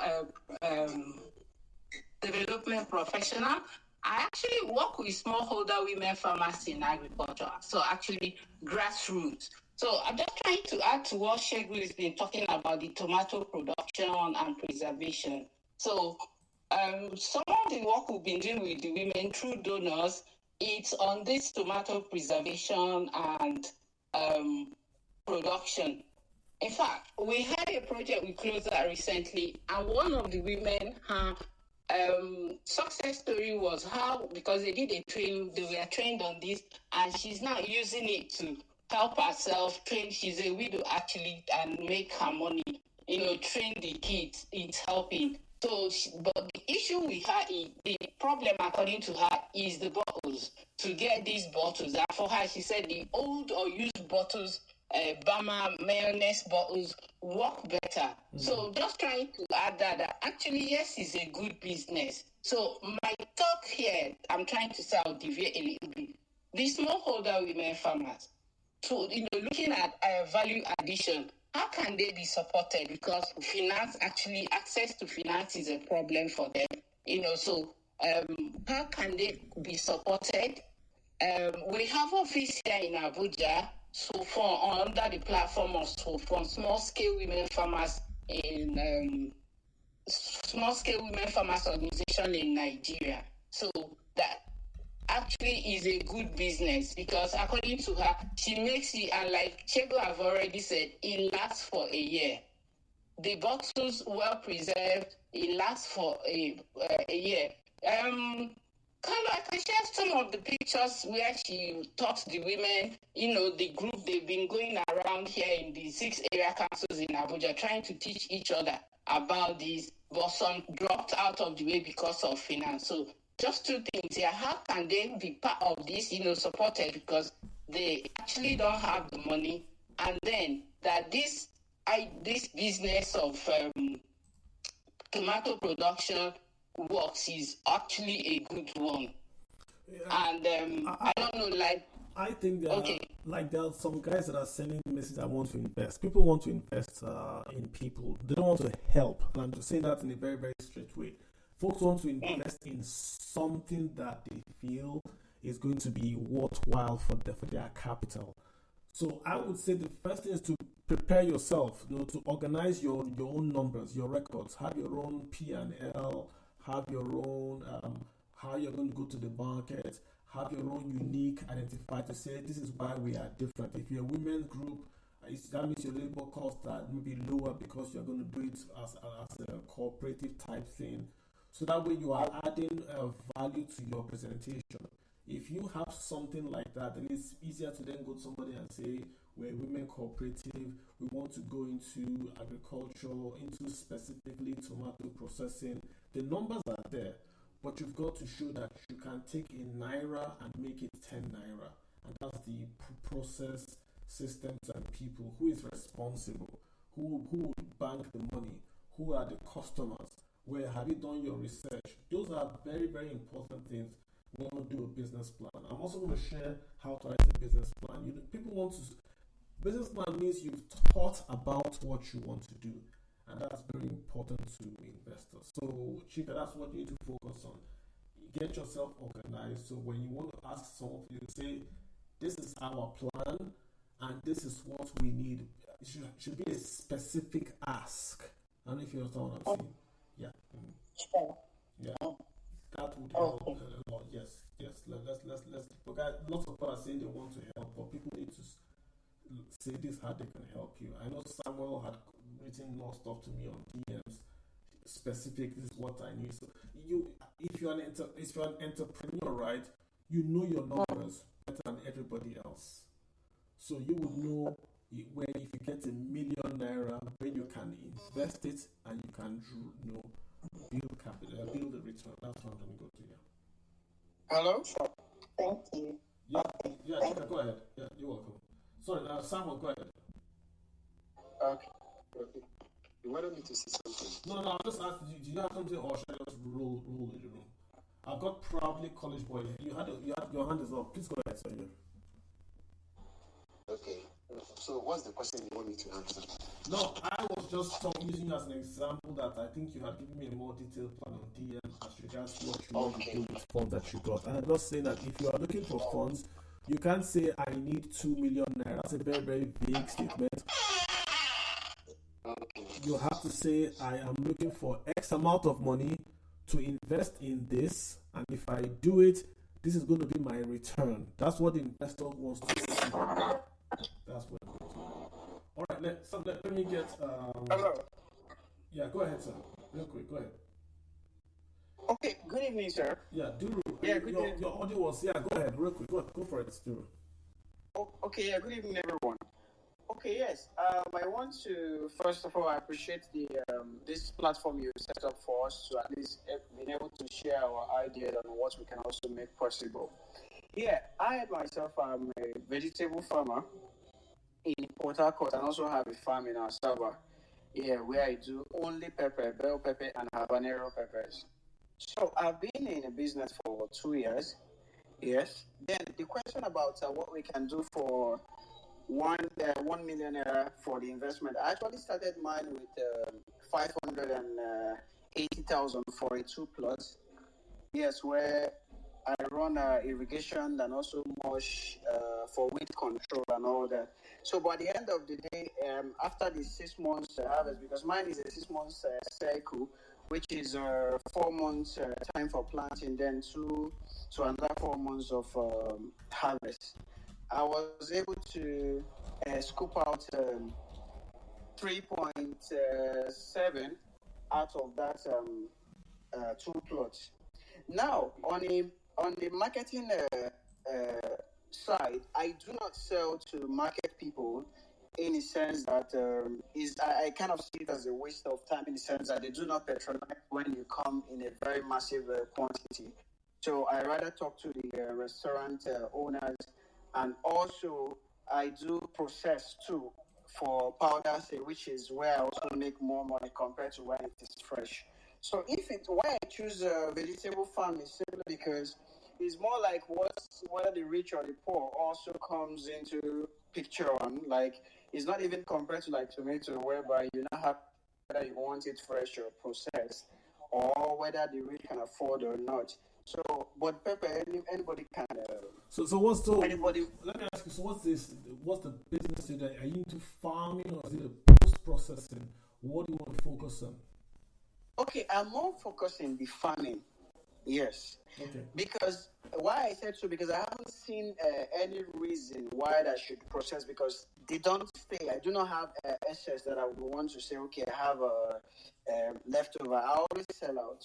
Okay. Yes. That Yes. makes sense. I mean, it's, like you said, the post processing. I saw an article by the Business Day editor who was talking about post harvest losses. That's the main thing in Nigeria. Nigeria does not suffer from harvest. We suffer from post harvest losses. So when you say you have no post harvest loss, that's glad to hear. But I still think that the business opportunities in the value chain to invest in agriculture in Nigeria is very, very ambiguous. But if we hear, I want to invest in this, it's going to make me a return of X%. This is what I am doing. It's easier to sell. But I appreciate you sharing. I mean, what I hear is that these condiments, peppers, cucumbers, tomatoes can be grown really anywhere. Do you use a greenhouse or you just plant it on open field? What do you use? Okay, mine is open field, but it's run by with irrigation and also mulch control, and based on also the practice, because I believe everybody have a different practice of their farming that gives them either yield close to a greenhouse. It's because I have worked in a greenhouse because I work with Afrotropical Agro Services. They have a major numbers of greenhouse. So we've also learned to understand. But I can tell you that, okay, the percentage compared to the greenhouse and open field, if you actually know what you're doing on the open field, is not that much. It should be at least 30% different. That is if you actually know what you're doing on the open field. But then, talking about post-harvest, I always want to believe that when it comes to pepper, also tomato, to be precise, not about cucumber. Cucumber doesn't even have a second-hand value. If you harvest, I mean, it's there, it's gone. Like, if you do not sell, it's just gone. You do not have any other thing you can do with it. But now, what I'm saying is, for no reason have I ever harvested that, because I have done actually 400 kg in 400 kg daily after 3 days. Yeah, that's what I do on my own space. Perfect. But then the thing here is, I do not know or feel there's any time I could get to that point of processing. But if it happens, I can go through the process of drying to process. Okay. I appreciate it. Again, like I was telling folks, send it to me if you want, whatever you want to share, and I'll also retweet. I'm going to do a lot of retweets. Send to me whatever you have, and I'll make sure I get it out. Let me get Alcas. Ale KSSS. How you doing, sir? Arsenal fan. Hello. Alcas, how you doing? Thank Yeah, you. I'm fine, thank you. Appreciate you. Yeah. Go ahead, sir. What's your mind? Again, thank you. I think you also indicate that you like to support us in terms of the writing the business plans and the rest, right? Yes, that's what I just basically wanted to reiterate again. I will help with basically drafting out financial plan and outlays for these businesses and for their business plan so that we can go hand in hand with the business plan. We could actually see the numbers at a glance. So that's what I was going to say. So how do you want it to operate? I mean, I know you've sent me DM. If I send you, how many can I send to you? If someone wants to do a business plan, do I just send them to you? How does it work? It's going to be free, of course, right?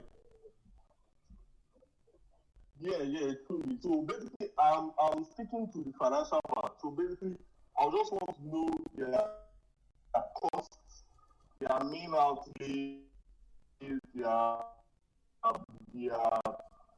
outlays, their costs, their daily costs, and then what they sell for, so that we see the profit and then see the margins at a glance and then see what we can make over a period of time.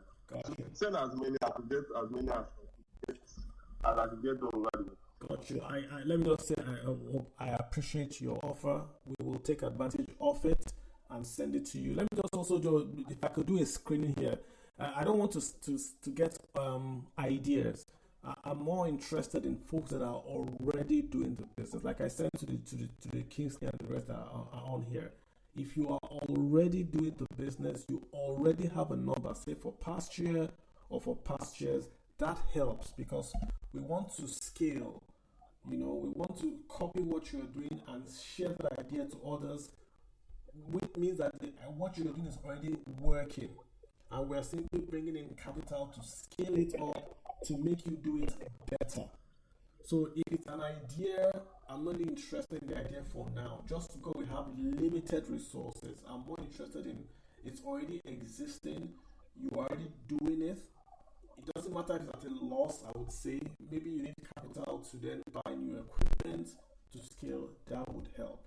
And when we say $1 million, I'm not saying $1 million on the dot, but the idea that is something that is a small, not small, it's nano and micro. That's what we're trying to focus on, nano and micro.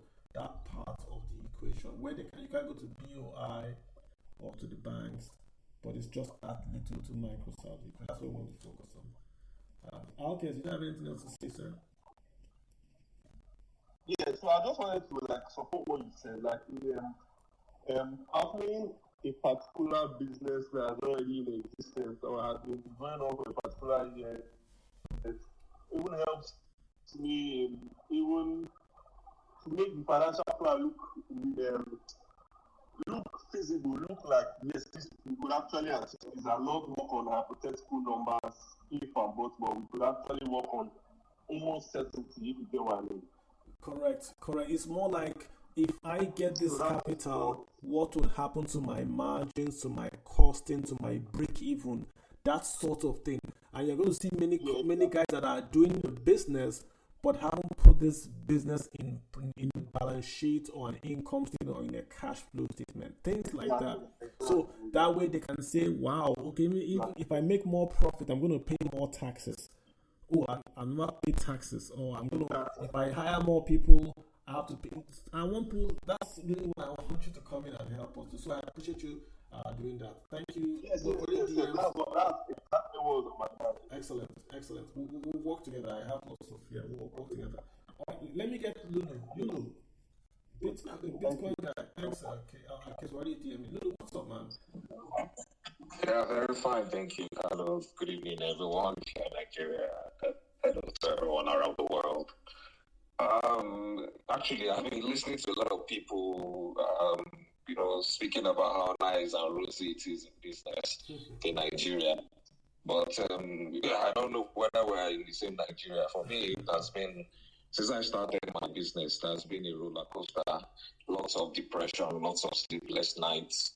It's not an easy place to do business, especially when you're starting from the grassroots. So, however, I wanted to share a few words to people. But since you said you wanted to know about the businesses and actually the numbers for people that are starting, I think I'll just go straight to it.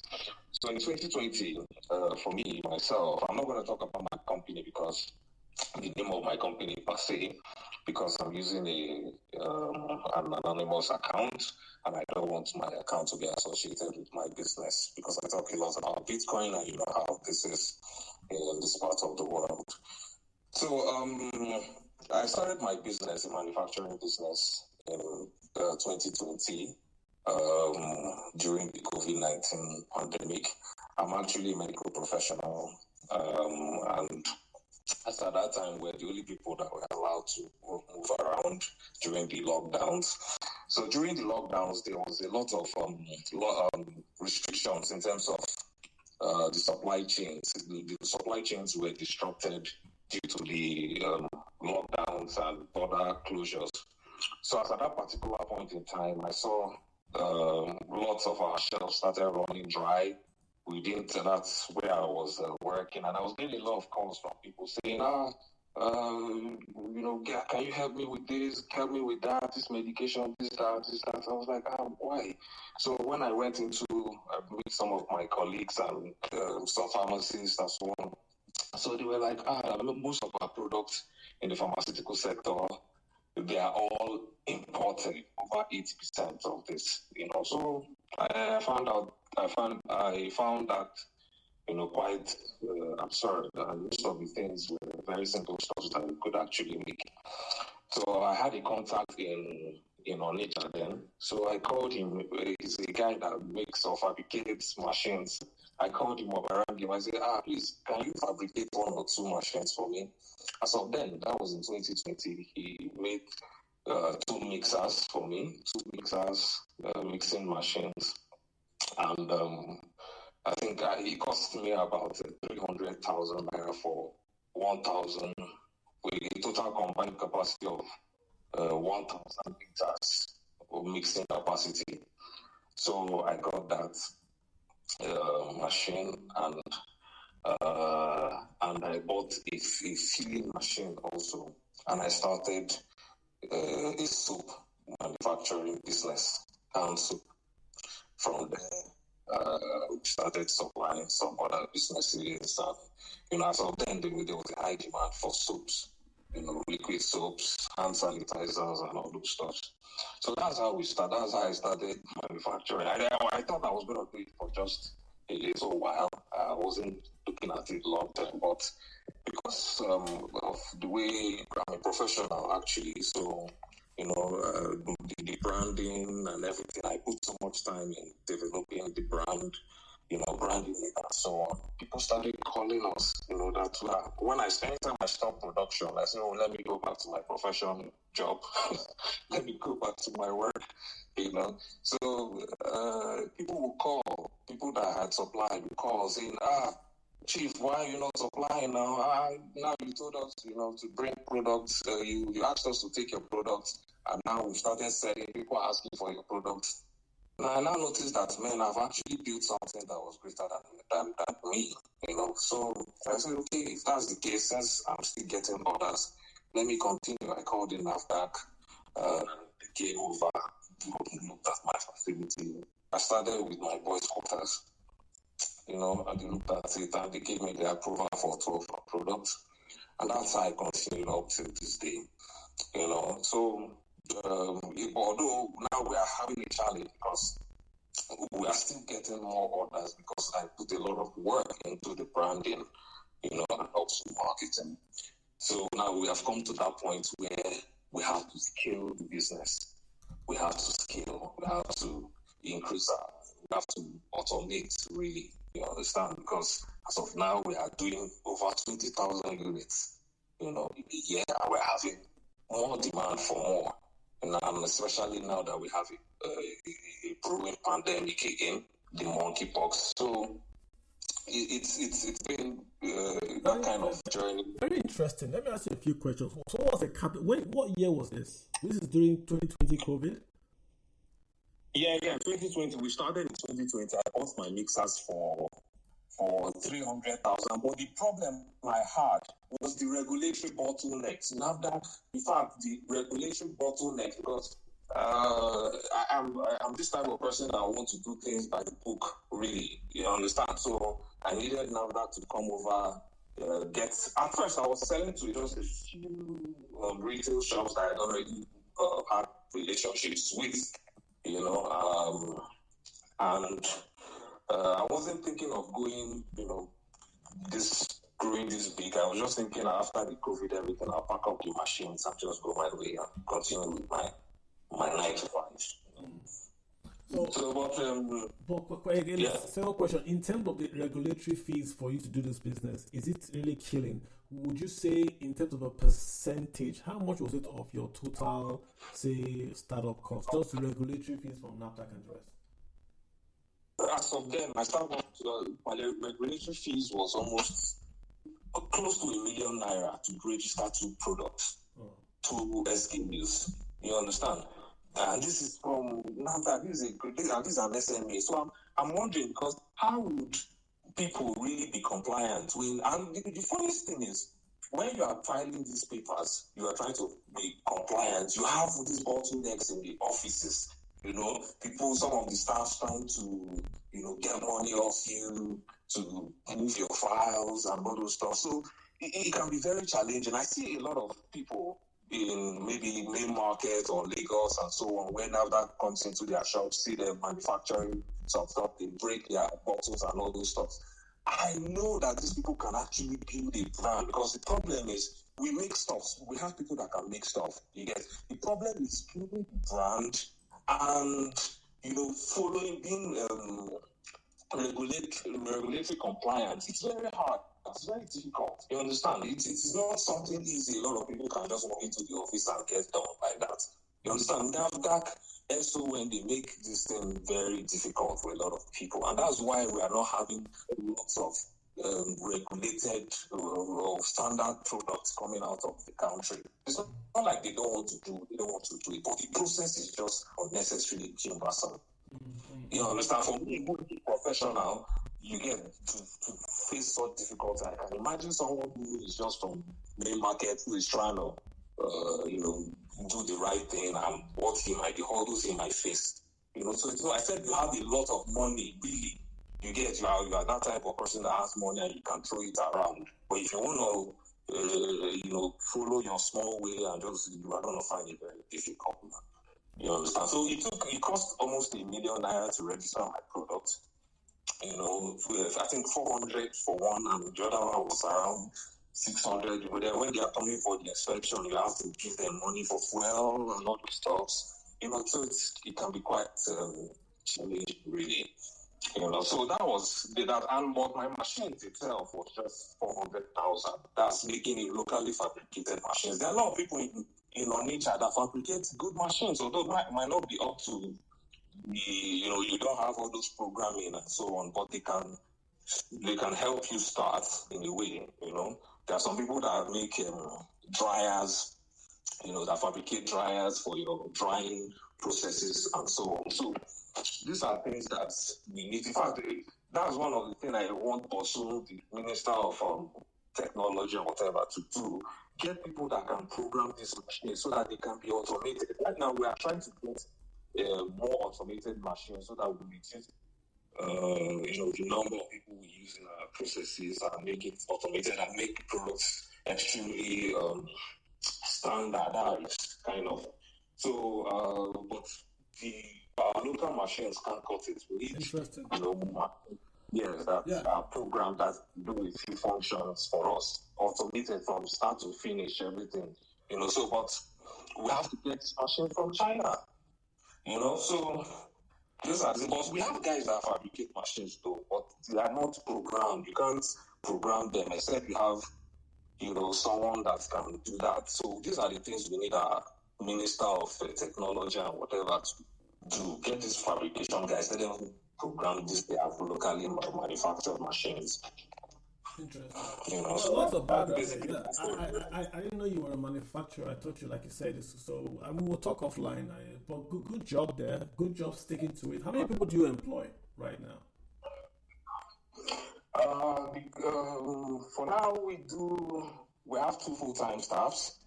The production manager, that one is the most full-time, but the rest are mostly on contract. The guys that load, offload products, this, that, then the marketers, because that's another thing I see a lot of people, they want to go into business, but there's the market side of things. That's market side of things. I had to learn it the hard way. You understand? You have to identify your market, then you now have to look for a way to get into that market and capture market share. That's one of the toughest parts of business in the whole. You understand? Except maybe it's a place where there's a lot of demand and people are just asking for the product anyhow. But especially if you're trying to capture a particular segment of the market, you have to be very strategic. So that particular place now, we have to hire professionals in terms of market, although on contract. So in total, we use about, let's say, 20.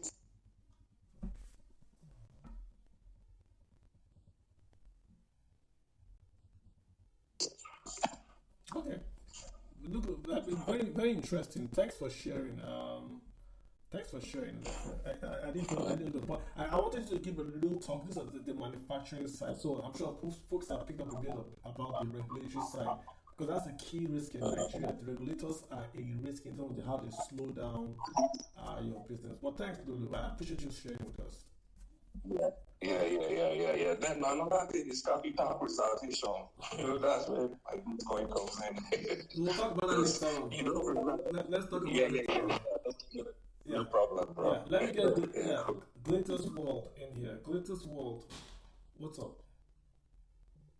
Glitters World. Yes, I'm here, sir. Yeah, please go ahead. Hello, everyone. Go ahead. Yeah, hello, everyone. My name is Latifa Raji Badamasi. The topic says, what small business can I start with 1 million naira? Preferably something you are already engaged in, or something you know about. So I would like to use my own line of business. So I sell kitchen things and household items, and I started with zero capital as a drop shipper. So I was able to gather some amount of money, which is my current capital. My current capital is actually 250K. So I decided to focus on the cheaper items for now, because there are some items that are even worth, that a single one is worth more than my entire capital. So yes, I with a million naira, I can start buying the high value items that are very, very expensive, that will fetch me a good profit. So there are some items that I buy for 2K that I sell for 2.5. Some items worth 50K. I've not started buying those ones. So if I start buying those ones, I can be able to sell, like, for 50K worth item, I can sell it for like 60K, which will fetch me a 10,000 worth of gain. For 100K worth of item, I can sell for like 120 or 110 or 115 or thereabouts. So I did my research to know the kitchen items that Nigerians are buying more. And I realized that a silicone spoon set, there is a silicone spoon set that has knife sets with a chopping board and a knife stand and spoon stand. It carries five things, like 5 in 1 use. So people are rushing it. It's one of the moving items for kitchen things and household items right now. So I've experienced loss, and I know how to market myself actually. So from the 1 million naira, I will first of all remove like. So Glitter, quick question: are you doing this right now? Is what do you do right now? Yes, I sell kitchen things and household items. Oh, I got you. Home, yes, I sell from home. Like, I created a space in our sitting room. So I have a movable shelf for a possible exhibition maybe later. So I have a movable shelf that I use to arrange my goods. I'd like to see I'd like to see a picture of that if you can. Okay, no problem. Yeah. It's available. I have no intention to rent the space for now. I got you. Because of rent. So more like you retail out of your home. Yes. Okay. Yes. Do you have a registered business? Of course, it's registered. What is it? Is it, and what is it? Enterprises? What is it? CAC. Glitters Production. CAC. Do you pay taxes? No, I've not started paying taxes. You know why I'm asking about taxes? Because you can actually claim a deduction because you are using your house as a part of business, so you can claim a bit of it. You know, you can pay yourself as a deduction. I have no idea, right? That's what you understand. So you have a good, because you are using your house as a business, so you can claim some deductions because that's your. So talk to Talk to that. Well, go ahead. I like what. So you want to get the funds and you want to retail more of this item. I'm still trying to. I'm still explaining, sir. Go for it. Yes. So I said for that silicone spoon set, like I can get like a 20 pieces or 30 pieces for the silicone spoon. So with other items for like let's say like 800k, then 100k will be for adverts. I will just target one of the celebrities or one of the influencers with good engagement with more followers to help me to like push it for the adverts. So the adverts will be majorly for all my goods, all my items. So for the silicone spoon set, in the next 2 months, at worst 2 months, I am sure by the end of the 2 months, I would have gotten at least 300k worth of profit with the silicone spoon set and the other items. Yes, I'm 100% sure about that. With the expenses, the advert expenses deducted already. So yes, I since I started 3 years ago actually, but I did not put down my gain, my expenses and everything. So I started putting it down since January this year. Mm-hmm. So for January, I made a profit of 32,200 naira for a profit for 1 month for January. Because I sell other items apart from kitchen things and household items. So for February, I was able to, because I put it down, I'm trying to check it here. For February, I made 91,600 naira worth of gain for February. Yeah, so somebody's asking you, how do you market yourself? Yes, I use Instagram, I use Twitter, I use Facebook. Sometimes I run Facebook ads by myself. So I don't need to pay for some people to help me to run ads. So I run the ads. I did my research about how to run ads by myself. So I usually run ads once in a while. So there are sometimes that you will run ads that you have more order, like for the item. And my items, my goods are still like minimal. I have only few items at hand. So what's the most expensive item that you retail? Okay, the most expensive one is the shopping board with storage box. I have it on ground now. Is it local? They're all imported? Yes, imported. So wait, do you import basically them? From China. From China, okay. So you're basically retailing off import from China. Got you. Okay. Yes, have you thought about making it locally? Actually, I bought it from someone to resell. I usually run importation like last 2 years. So I ran into loss of over 500k. So I decided to start afresh with zero capital. So I started buying from another vendor. Now the reason why I stopped drop shipping is because most people don't want to patronize people that don't have items on the ground now. And people don't want to pay you before they get their items. So they want, most especially Lagosians, they want pay on delivery. So that's why I started using the little amount that I was able to gather from dropshipping to buy the items. So I decided to focus on that. What's your most expensive cost? Sir? What's your most expensive cost? For the items? No, what's your most expensive? Your expense. Like, what do you spend the most money on? Okay. Oh, that would be for data. Okay, to buy the data packs. Yes, sir. Data. Yes. Because you sell online. Okay. Yes, sir. Interesting. Yeah, I'm always online. Okay, well, I don't want to keep you away from the little sales guy there looking for attention, but I appreciate you calling in. I think it's quite interesting what you're doing. Selling at home, import, stocking goods. So you are carrying costs. You are stocking goods, and you're able to make a margin. Interesting. Yeah. So hang in there. We'll see what comes out of it. I appreciate you calling in. What's your name? I'm going to push my shelf. I'm going to push it on the Jumbotron now. Yeah, go for it. What's your name? I'm Latifa Raji Balamosi. Gotcha. Mrs. Gotcha. All right, go for it. Yeah, market yourself. You should go for it. All right, excellent. Let's get J.O. Vincent. Vincent, what's up? Mr. Vincent. J.O. Vincent, what's happening? Oh, let's get Gaseous. I've got Gaseous Arsenal. What a name. Gaseous Arsenal. What's happening? Going once, going twice. Oxley Technologies. Oh, Gaseous is here. Guys, just go ahead and what's happening? Talk to me. I'm fine. Good day, sir. Good day. Go ahead. Talk to me. All right, sir. 1 million naira is a big money, and it's not a big money because it just is. Our economy is very, very fantastic. Anyway, what I can do with what business I can start with 1 million naira. Okay, I could remember during COVID, we have a farm. We also have an outlet for selling farm produce, and we have another outlet for selling what do you call it, food items. So during COVID, something just awoke in us, which was you have to. Hello, sir. You have to hold on. I think someone is speaking. Go ahead, Gassius. Okay. Mr. Gassius, go ahead, please. Arsenal guy, please go ahead. All right, sir. Sir, can you hear me? Yes. Okay. So during that COVID period, people were not allowed to move around a lot, so we had to disguise ourselves because we were not able to get that sticker from the local government. So what we did was that we put food stuff in the car, like a space bus. So anytime the police sees us, they go deliver food. That was how we were able to pass through all police barricades with the food items in the car.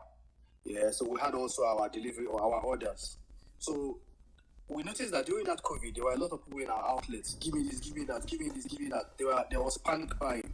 So most people took our phone numbers and said, "Can you deliver to our house?" Yes, because there was so much crowd. So what we did was that we took those phone numbers. So we took those phone numbers. We were able to navigate our ways through the farm and the market during this period. So we had a database of customers who would want our items. So there are many customers which we are supplying items to, like houses especially. So we see we supply things like our farm produce like yam, gari, egusi, everything. Just name it. Just everything you need to cook egusi soup or bono soup, dried fish, fresh fish, chicken, and all that. So this helped us to set up our mini platform where we're able to... I'm not sure I get the business. What business are you into?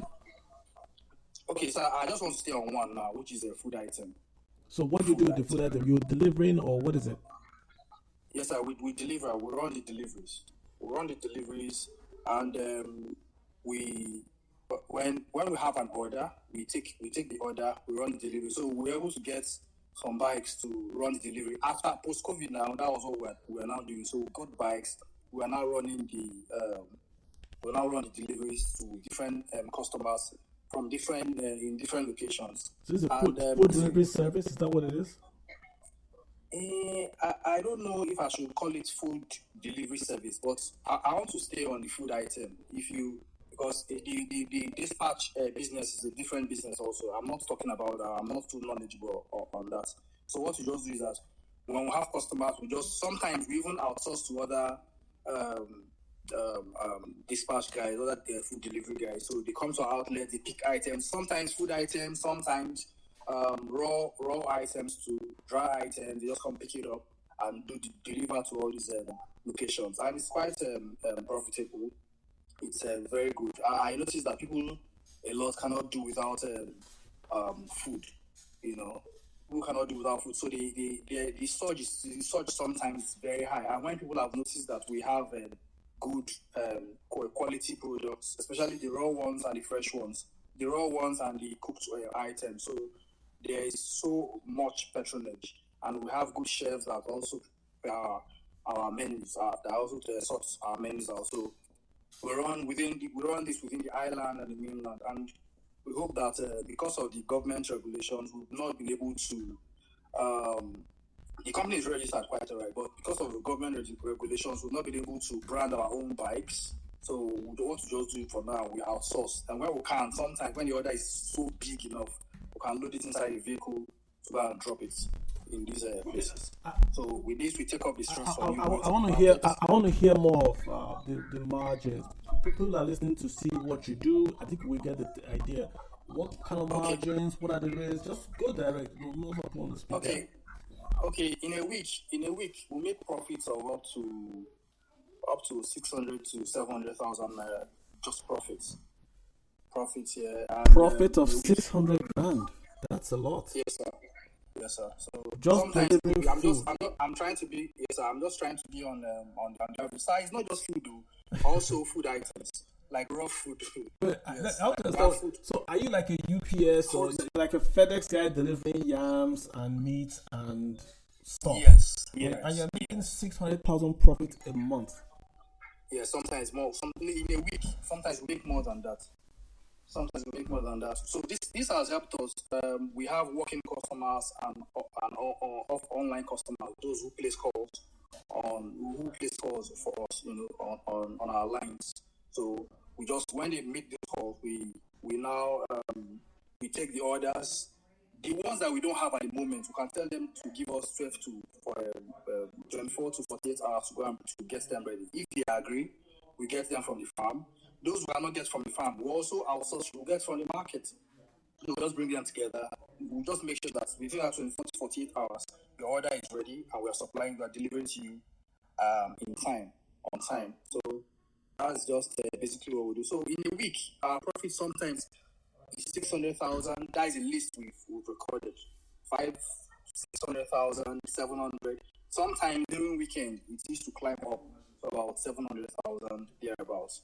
So that's all I know. So that's just the little I can say. And when we started this business, so question for you. So if are you looking for somebody is telling me that how do you verify the 600,000 that you make?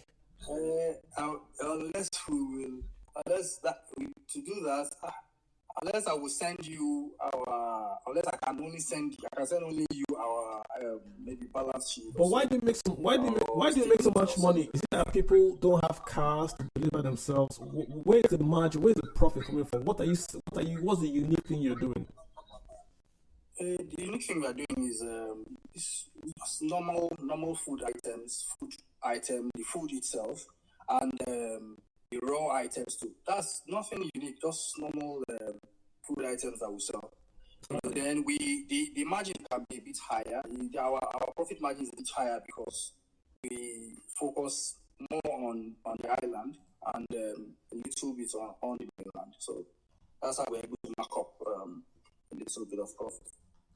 Like we can buy yam now. If it's yam we're getting from the farm, right? If it's yam that will be costing 2,000 naira on the farm, if we're selling, we can sell like 4,500 or 4,000 naira. If it's something we buy from the market, we will buy it for like 2,500 or thereabouts. We can sell it for as much as 5 plus. So that's it. So we're not charging for delivery. So we just we cost everything together, so we don't have to charge you separately for delivery. But hopefully, when we're able to get a platform, we're working on that now. So when we're able to get a platform, that's when we can now go into the business fully. But for now, we're just doing it on the small scale business. Yeah. Okay. Very interesting. Not to forget also, sir. Not to forget also, during COVID, there were some isolation centers that we were supplying food because the staff were not allowed to go out. So we made huge money during that time. So after COVID, we still kept on with that relationship. So these, they're no more isolation centers, but most of these hospitals, we still supply them food items in large quantities. So some of their staff also said, okay, you know what, if you are supplying this to, why don't you get this? So, and there are referrals, with all these things, there are referrals. This one say, okay, I'll talk to my friend, your price is fair enough, at least by the time you join it with cost of transportation, trust me, you will see that it's a very, very, it's more like extremely distressed, and it's almost the same what you will get in the market, almost the same, but we make our own profits. If you calculate your cost of buying things from, if you are going to the market to get it, delivering at your doorstep. So it just makes it more pretty. All right, super. I appreciate that. there are a lot of things you've shared. I did not know it was that profitable. But I mean, get, like I said, get your paperwork in order just in case you're interested. Yeah. Excellent, man. Let's take Oxley Tech. You got the floor, sir. Okay, thank you, Carlo. Thank you, everyone that has spoken. If you can hear me, everyone has spoken. Well, I don't have much to say. I listened intently and I've learned a whole lot from this session. Mine is maybe, Carlo, you may have find time to talk about digital products, right? And monetization of products. That's basically what I do. I'm not sure if too many Nigerians are into digital products. And when I talk about digital products, is blogging, ebooks, selling arts, work of art, designs, graphics, a whole lot of things that can be sold online.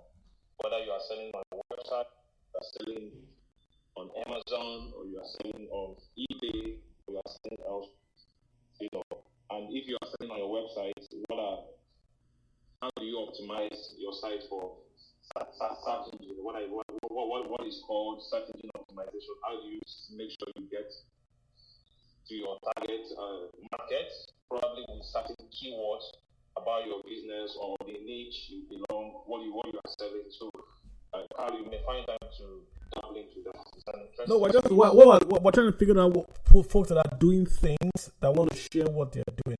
So, and it's less than one, and we picked the millionaire on purpose. We don't want the really, should we say, high capital needs, so that someone can start tomorrow with 500k. So that's where we're trying to keep the discussion at. Yeah, so the digital products is capital. What do you mean by digital products? What does that mean?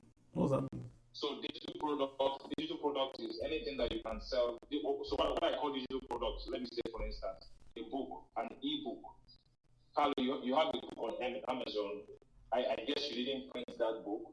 Probably you are using Amazon Kindle, or you are doing paperback. Paperback means you are telling Amazon to fulfill any request. You design your book, you put it on Amazon, you didn't print it. Amazon prints and fulfill the request for you. For whoever wants a paper, a hard copy of your book, you didn't print any hard copy. Everything was digital. You put it on Amazon, you designed it. Amazon has very good tools, including other book selling platforms. They have good tools that you can use to design your cover page, your book cover, and all of that. So anybody that requests or makes an order anywhere in the world, Amazon fulfills that order on your behalf. They only charge you maybe a fraction, maybe $1 or $2 to print for the printing cost, minus the cost of what you have put the book for, and it gets fulfilled and you get paid. Same with other digital platforms. If you are selling on your website, maybe you can sell a PDF version of your book or anything. What is a book? But okay, so localize it for me. Like if I want, localize it for me. So localizing it is very simple. You can sell basically anything online. Most Nigerians, or some Nigerians that have attained expert status in their field, right? And you are able to sit down and document that your thing that you do as an expert. You're a cybersecurity expert, you're an IT auditor, you are an IT expert, you are an investment banking expert. You sit down maybe over 10, 15 years of doing that thing, and you can document what you are doing in terms of your experiences for somebody to read and learn. You put that in a book. It mustn't be a professionally written book. Amazon has done a good job by, what they call indie. Indie means you don't need to get a publisher to publish your book. You can self-publish on Amazon. You can self-publish on Barnes and Nobles. So many platforms, even anywhere. So you write whatever you have been expert on. Try to put it in a book format in a way that somebody can read. Do it yourself stuff. So whatever that it is, you put it in a book. Somebody can read it and learn your 15, 20, 25 years of experience in maybe a 40-page or 50-page book, and you can get paid for it. You post it. You can put it on your own website, monetize it, put maybe a paystack payment integration, or you can put Ravis over by Ravis. What's the name again? really is all these payment platforms, there's space that you can just put it there. Somebody does a checkout, a add to cart. From there, he pays you. The money lands in your account. You require zero cost. What you're investing is just your expertise sitting down to write. And the only thing is, if you're doing it on your website, probably you need to pay for the cost of hosting your site, and which is, for me, is meager. Hosting a site maybe is less than everything, both the domain name and hosting account, maybe less than 40K, 30K. I mean, just host a simple website. You can put it on. If you want to do a blog, it means you are going to an existing blog, put it there. So okay. Digital. I hear you. I hear you. But I want to know. I hear you. But again, I want to see. Are you doing it? What's the margin? So that way we can see. Yes. I'm telling you, I'm doing it. People, my digital products, my ebooks, or the content that I've written, people anywhere in the world buy from me. And what I mean anywhere in the world: Japan, South Korea, Philippines, the United States, anywhere in the world. As long as that book exists on Amazon or is on your website, and you have been able to optimize your site to be able to come up with specific keywords. Okay, let's say for instance you're an investment banker, you've written some books on investment banking, you're putting it on your own website. Yeah. You have to write your site in a way that what is called site engine optimization, so that somebody types books on investment banking on Google, your name will pop up on the what they call SERP, search engine result page. And it's that first page. You will pop up. Once you pop up, the likelihood of you landing a sale, because you have well optimized your site for that particular keyword, investment banking, or whatever term, cybersecurity, anything. Okay. So it's not just about writing, but knowing how to use the internet, use search engine optimization, and use search engine to be able to get yourself out there. Gotcha. And that is what I do. I'm actually an expert. So once you're able to do that, you get paid. You don't have any cost. The cost is your brain and your expertise. That's it. Rather interesting. Right. So digitizing products. I mean, more or less, what I'm hearing is online sales, but creating content for online sales. I mean, like you said, the costs are limited to your data, your computer, maybe. All right, and then you of course have to market and know how to do your optimizations and to get folks to buy from you online. Interesting. Good. What's the total? I don't think I got the margin from you. So it's more or less, how much do you think you make a month or a week or margin? Any numbers for that? Okay. Let me get Liberty. Liberty, how you doing? Liberty champion. What's on your mind? Thanks for again. I don't know if I should. Thanks for the support. No. What? Okay. I thought you wanted to talk about what I dropped in your DM. No, I didn't. Oh, yeah, fantastic. I just had a question. The other gentleman before Oxley T, I was a bit confused with his submission because at the start, the food guy. Yeah, he said they were farmers, they were producers, they're adding value. So to me, I just got a little bit confused. It wasn't really clear when he talks about food. Is he saying they are farming the food items themselves, they are harvesting it, and they're adding value? I'm just trying to stratify. What I get is there's food, they grow food, but the business is taking that food and distributing it to folks that want to buy.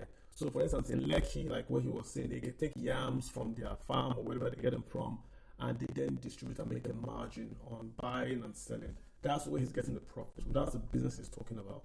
They supply cooked. It sounds like he said they supply cooked food. No, he was clearly differentiating between food and then the food items. I think he's talking about the food items, the yams, the egusi, the meat. That's what he was talking about, not the food. You know, you're saying food is a different thing entirely, distribution of the like in Lagos, those guys in bikes. He's doing the raw food, the yam to Lekki. That's what he's talking about. Okay. But someone like him, they're already making up to the margin that you're trying to invest. Yeah, that was a lot of margin. You said me, I asked a question. He said 600,000 a month. That's going to be about 7.2 million a year, and that's his profit. He didn't say margin. He said profit. So his margin could be 30, but what he said is making profit. So I'm looking at the volume here. To make 500K profit, what's the volume like? I mean, if he comes back in, I'll ask or be DMs. Yeah, because it's a bit confusing. If he said it's a small business, to be making that, how much, what, what's the setup, what's the actual, in terms of capacity, wow, it's not really very clear. It's not clear. I hope he's listening. That's the Arsenal, right? The ironic Arsenal. That's his handle. Maybe you should come back and break it down and just take one thing and just slowly, stratify it a bit, because it's too. He's right here. Let me add him back in. So that's why I don't want to interrupt people, but I'm trying to get people to be very specific. That's why I see me saying I don't want to interrupt people. But Cassius, I don't know if you're. Let me just try to be a bit direct. She's not clear on what exactly that is the profit you are making, or what you do. She wants to know what you do, and then let's start with that. Okay, sorry, maybe I wasn't explicit enough. Okay, we don't do the raw items alone. We also do the cooked food items. We do the cooked food item also and the raw food item. So we have customers for both of them. What's your biggest profit line? Is it the cooked or the raw? I would say it's the raw one. Okay, so the raw one. Yes. You said your profit was 600,000 or margin. Did we misunderstand you? Was it profit? No, the profits for a week. We do that a week. We do that. The profit for a week is about 600,000. Yes. So you are for both of them combined. For both of them combined now, sir. Not just the raw item, but the raw item and the food item. So to be clear, you are making sales of say 1 million, and your cost is 400,000. Just example. Yeah, our cost is a bit more than 400. I know. Just for example, if you make 100 naira sales, your cost is 40 naira. That's what you're saying. Yes, sir. Okay. Exactly. Yes, so, Liberty, over to you. Okay. Now let's break it down in terms of the cooked food, because I heard you talk about a chef. So, what is the menu range you are able to deliver on? Okay, for now we do local food, African dishes for now only. That's all we do. African dishes. That's all. When you talk about African dishes, I'm saying in terms of numbers, there are many. So, under African dishes, what is the number of menus specifically in total under what you classify as African dishes that you are able to deliver? It varies. It's within the range of 10 to 15 different menus. 10 to 15. Yeah, 10 to 15. Because if you 10 to 15 menus would give you that turnover. What's your turnover for the week? Do you mind me asking? The turnover average raw naira turnover. Okay, we do like 1.5, 1.4, 1.2, just like that. How many bikes do you have? Okay, we have 2 bikes. Then we also outsource to different bikes, what do you call it? Delivery companies. So we work together with them. So at the end of the month or at the end of the week, they remit to us. While we have our own bikes that pick up and drop at various locations, we also use these bikes to run our deliveries, because we are unable to meet up with all the 2 bikes we have. When you say the delivery bikes pay to you, but they're delivering your order, they are paying to you to deliver your order, or I thought it was the other way around. No, the delivery, our own bikes are solely ours. Then the ones we contract to do the deliveries for us, we pay them to do the deliveries for us. So how large is your kitchen? How large is because I'm trying to get my head around the numbers. Yeah, it's actually staggering. How many cooks or chefs do you have? And do you cook 24 hours round the clock? Yes, we do 24 hours. Okay, now you're making it a lot clearer because, 24 hours. Now you're making sense in terms of the turnover you are. Okay. Perfect. Okay. I mean, just again, Mr. Ask, I'm calling you guys. Yeah, people are asking because they are interested. Your submission on my DMs has a lot of questions. People are asking because they are interested. Maybe they want to. So don't feel that they're trying to put you on the spot. No, I know. I just want to get more clarity. All right, I'm fine. Dr. Obi, you have a question? I just wanted to contribute because I understand talking about. From what sometimes I'm in Nigeria, about I don't want to go out there and start going to the market. Yeah. Services like that, very will be very, very, very good. And before I shop something for the house for the weekend, I might spend 100,000, 150,000. Maybe he will make 30,000 profit from there. There's a guy I see on Instagram that sells stuff on the My 12 market. If you want to buy tomato, whatever, you go through him. He pays deliver to you. I think this guy is doing it maybe on a better way. So I'm just saying that he's not unrealistic. His numbers are not unrealistic. I can see how he can make 30,000 from just one person. Because you're talking about the island where the upper scale people who have more finances who are able to spend more. So I'm just saying that it is not unrealistic. Thank you. Yeah, I mean, it's interesting. It's just the numbers shout at me. 500 grand a week. I want to invest in this. Cassius, somebody's asking, how many customers do you have, and are you on Instagram? We're not on Instagram yet. We're not on Instagram yet for many reasons. We want to get a platform instead. We want to have our website done so that we can concentrate everything on the website. So we want to integrate all that. Once the platform is ready, then from the website we can now we have our own our Instagram is ready, but we've not started making use of it at all. And customers we have I will have to look at the books. So those customers, I'm talking of offline customers, we have a customer base of up to 200 to 300 customers, if not more.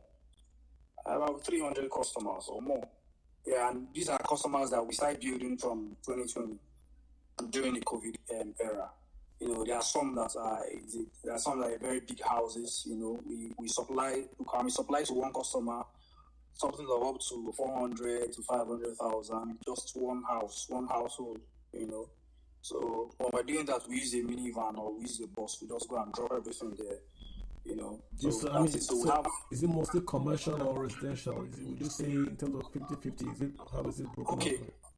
Okay, we do both, but more of residential. Gotcha. Excellent. All right, guys, thanks for hopping back in. Liberty, are you okay? I think she answered our questions. I appreciate you doing that.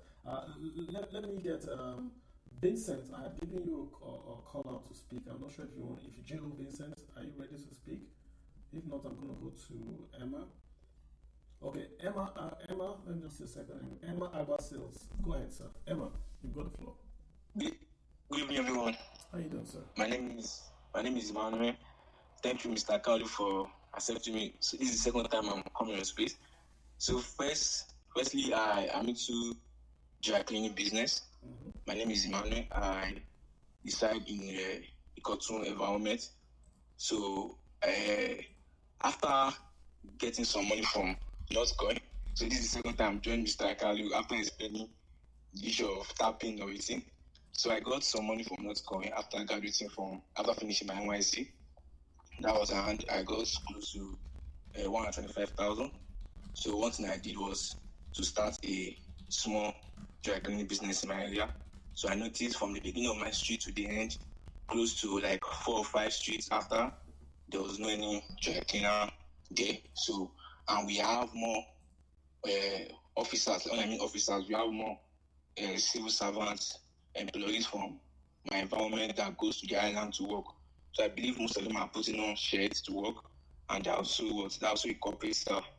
So I believe I can instead of me spending the money on phones and wasting money on data, why don't I just start a small dry cleaning business in my parlor? That is more than my parlor, my parents' parlor actually. So I started with the money. And I got some. So I like that. So question for you. So do you have a machine per se, or what's in your parlor? Because you're saying parlor. What's in the parlor? Yeah, so I have I don't have a washing machine. I only have a iron table. So I have the industrial machine, that's the industrial iron machine, that's the big one. And I printed some banners, printed some flyers. So currently I started January. That was January this year. So I currently have customers up to 50 customers, and I have 12 stable customers that give me clothes every week. So from that 12 stable customers, the ratio margin is I'm getting 5,000 naira from each of them. So at least they're giving me 10 clothes. Each of them are giving me 10 clothes per week. So that's out of that 12, 10 of them they are giving me 5,000 naira per week because I charge only 500 naira from each of them. So my current plan now is to take my business up, like get a stable shop. So I'm talking about small scale business for the range of 1 million that someone can start as they're just finishing from schools, they're just finishing from so I'm just sharing my own personal what I did and what I'm doing currently. So I want to get a shop, brand myself properly, and I also have some my junior ones are into fashion. So I also have some plans to establish more of like sell as my customers are giving me clothes. I also want to be selling some clothes to them so that I can have more profit margin and also start my own proper life as a man. Excellent. Let me ask you. So for now, you have the iron. How do you wash? You wash manually? Yes, I wash manually. So this is like what's your total turnover like in a week? I know you said you have your customers. What's the total turnover you make in a week or in a month? So in a month, because let me use my agile. We call it agile in local word. So in a month, let me use my agile to create myself. So I save up to 60,000 in a month. So you use 60,000 naira, and that's what you used to start. Because what did you buy for the business apart from the iron? You wash with your hand, correct? Yes. So I get chemicals. So because those chemicals are expensive, I get chemicals, soaps, and I also pay someone to assist me. So I pay someone to assist me in fetching waters and the rest. Because it's a bit more of a rural area, but it's more urban. So if you were to scale, if someone is saying to give you ₦1 million, what would you do with it? What would you scale? What is scaling for you? Are you going to buy a machine, or are you going to hire more people? What is scaling for you? So the two things I will first do is I will have to get people. I have to hire just 2 people. I need 2 people to assist me, which I will pay them the amount of 15,000 per month. Who are these people? Number one is the secretary. The secretary we have to be in a particular place. That is a small shop that I'll get. So a shop in my area is around 200, 250 yearly. So the person we have to attend to customers. So instead of them calling my phone numbers, I have to be going up and down to go and meet them, and no, that's the work of the person.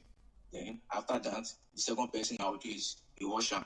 Person that will wash and give it to me, then I iron and package and deliver. So you're not going to buy the machine. It's more like hiring 2 people, one to do your inbound calls. I'm sure it's still out. I'll still get the machine, but some customers don't prefer machine, so we have to balance the equation. I have to get the washing machine. Current price of the washing machine now is still 50,000 LG. So is that in your plan? Okay, so the 2 human capital plus the LG. Okay, okay. Yes, sir. And if that happens, what happens to your sales? Right now, you said you're making it. So what will happen to your sales? Do you know? Do you think it's 10%? I have to promise them 24 hours delivery. And it's possible? Yes. So we have a washing machine that iron, that wash, and also dries. Okay. So and then what would happen to your profit? Would it double? Would it 24? What do you think will happen to your profit if you got a machine? I'll have to charge more. Now I'm charging 500 now per clothes. Why would Why would you charge more if your productivity has gone up? Because I'm delivering 24 hours after the clothes is given to me. Okay, I hear you, but you are washing manually and you are delivering at a price. Now that you have a washing machine, you have a lady that is taking your calls, your marketing is all up to date. Why would you charge more? Shouldn't you charge less? Because you're now doing it more. Yes. Yeah. What do you think? I can't charge it because now I'm not guaranteeing them 24 hours delivery. So I'll put an as 24 hours delivery is the price rate, or you want so much. So I have to balance the equation. So I won't push them with the price. Okay, I mean, I hear you. I just say that, like, now that you have those 6 people, if you get your machine, you're going to have maybe 12 people. So your revenues are going to go up, and you can do more now with less because you have the washing machine, you have the girl. So that's productivity gain for you. So imagine you are now doing more, i.e. more customers. If you even kept your price the same, you are making more revenue. And with that more revenue, you are able to cover the increased cost. I'm just saying, you don't have to listen to me, you're the expert, but I'm just saying. But I like your hard work. I like the fact that you are on it without waiting for the machine, that you are on point. So question for you, what do you think you need? If somebody wants to give you money, how much do you think you need to? Okay, so I currently, if I'm to get the 1 million naira, so you're not getting 1 million naira. I'm just saying, how much do you need? Okay, so currently I'm not. Okay, so on average, my target basically is I want to promise my customers 24 hours after giving me the clothes.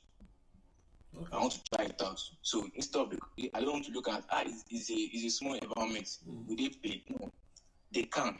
I've said it to them first. Who are your customers? Are your customers working class, quote unquote people? Yes, they're working class. Most of them are working on island. Okay.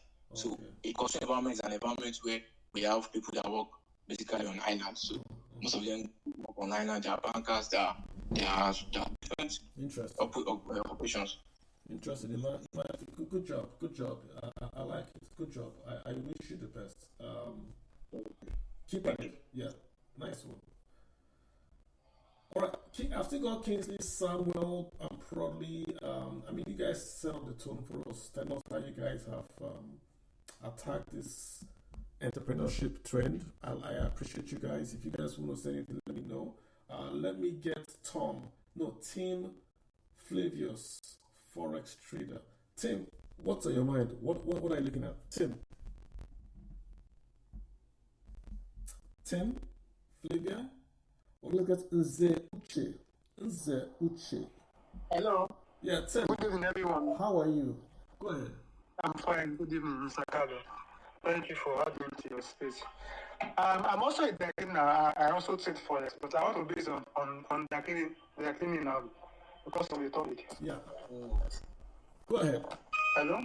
Go ahead. So when I started my dry cleaning business, I'm based in N1m. Sorry, can I speak? No, hold on, Nze, hold on. Okay. Tom, go ahead.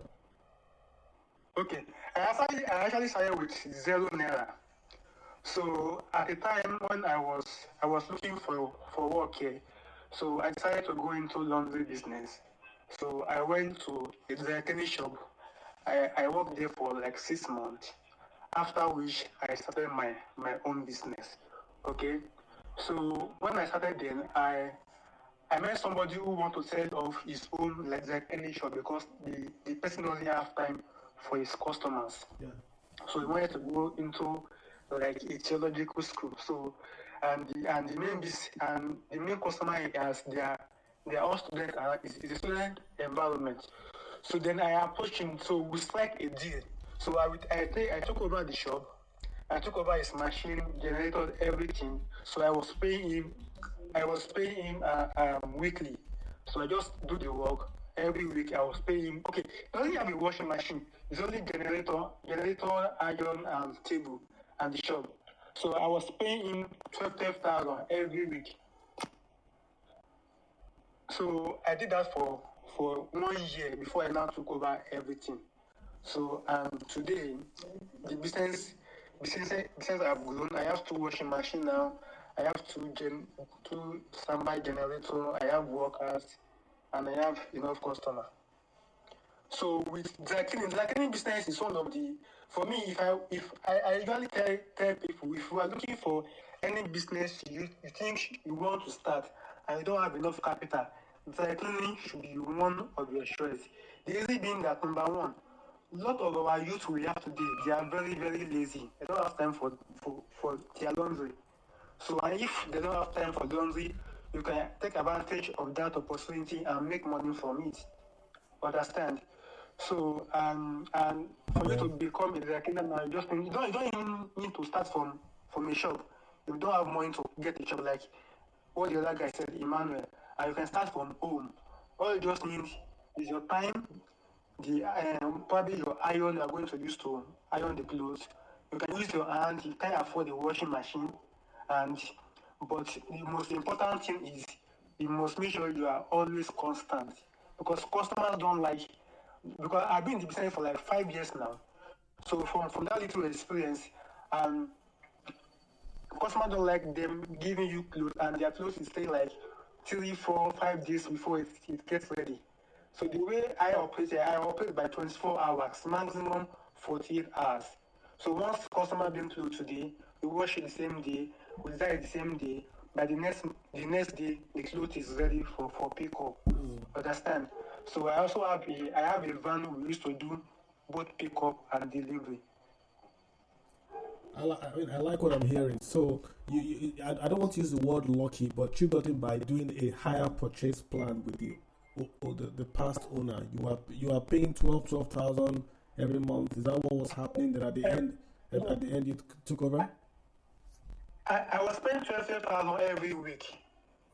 Every week. Wow. Okay. For 1 year. So after which I now took over the. Did that buy you any equity from the guy? Did it buy you any equity from the guy? Yes. Okay. So you are contributing towards the business to buy the business, but you are paying every week. No, I was paying that 12,000. Our agreement was that I'm going to take over the generator. Yeah. Then the generator, because you already have a customer base, so I don't need to look for new customers. Okay. So I just try to work on the already customers he has and improve on it. Makes sense. Understand? Makes sense. That was what. So right now, what are your margins right now? What are you surviving on that? What are your margins right now? I'm married with 2 kids, and it's what I'm using to take care of my family.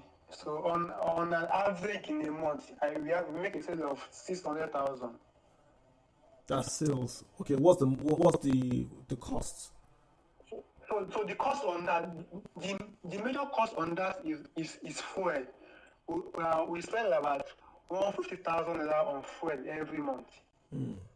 That's the major cost. Apart from that, probably the soap, the water you buy, maybe by the time you spend like 250,000 as a cost in a month. Understand? Is the soap imported or is local? It's local soap or it's yes, the local soap. I go to the market. I buy the chemical. I make it myself. Okay, local soap. Okay, are you able to be so? So I mean, so we're talking about 600, fuels about 200, and what salary, house rent, all that. Yes. I have a worker. My worker takes. I think my worker 7,000 in a week. Then apart from 1,000 for feeding every day, so my worker takes around 54,000 in a month. Okay. Then apart from me, you are paying. I think the house rent currently I'm paying shop rent for like 100K in a year currently. So in a year we're talking about my revenue for last year when I did my work calculation. My revenue for last year was 5.6 million. Revenue is 5.6 million. Okay. How much do you think you made from that? How much came to you? My profit for around 3.2. 3.2 out of 5, not bad, not bad. That's a tidy margin right there. That's nearly more than 50%. Right. Not bad. Excellent. Good job. Good job. And you hired one person. Will the 70,000 minimum wage affect you? Would you have to increase your minimum wage now? Yes, if I want to increase, I can increase because even currently now I'm paying like 54,000 because I'm paying my local house rent. Yeah. I'm paying for the accommodation. Gotcha. The accommodation or 50,000 naira. So I'm paying.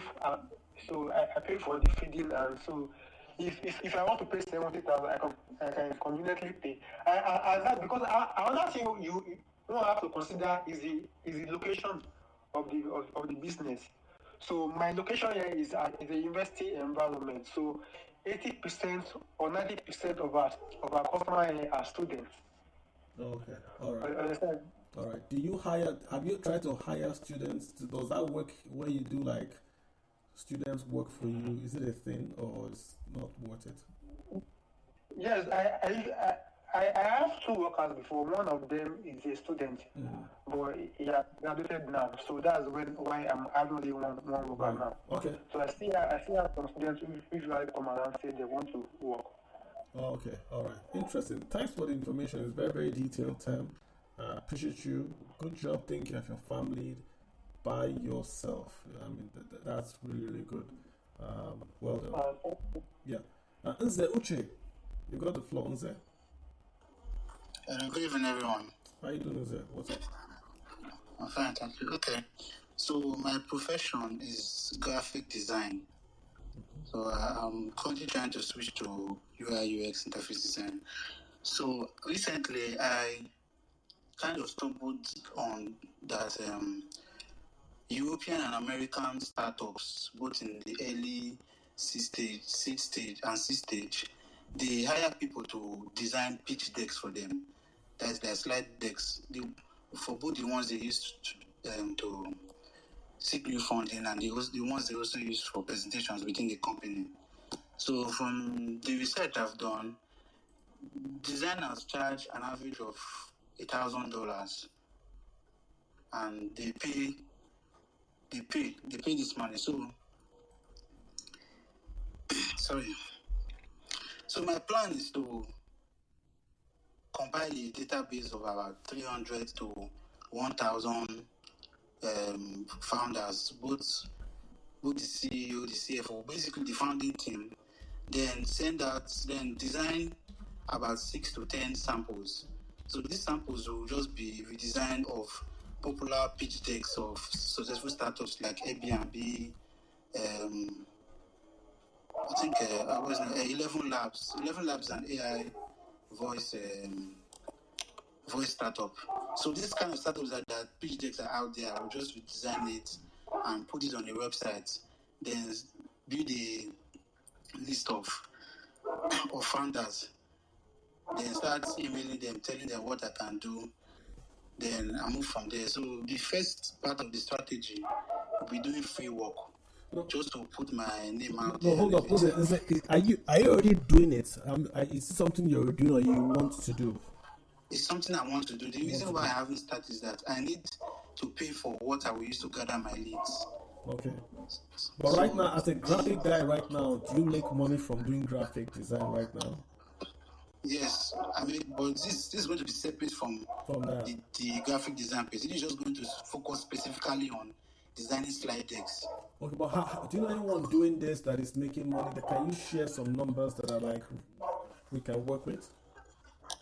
I don't know anyone like directly, but it's just my research I've done online. I'm 100% sure that people pay designers to design slide decks, but I don't have a certainty on the exact price. I completely hear you. I think you have a whiff of the idea. Like, I do a lot of infographics. Sometimes I pay people to do it myself.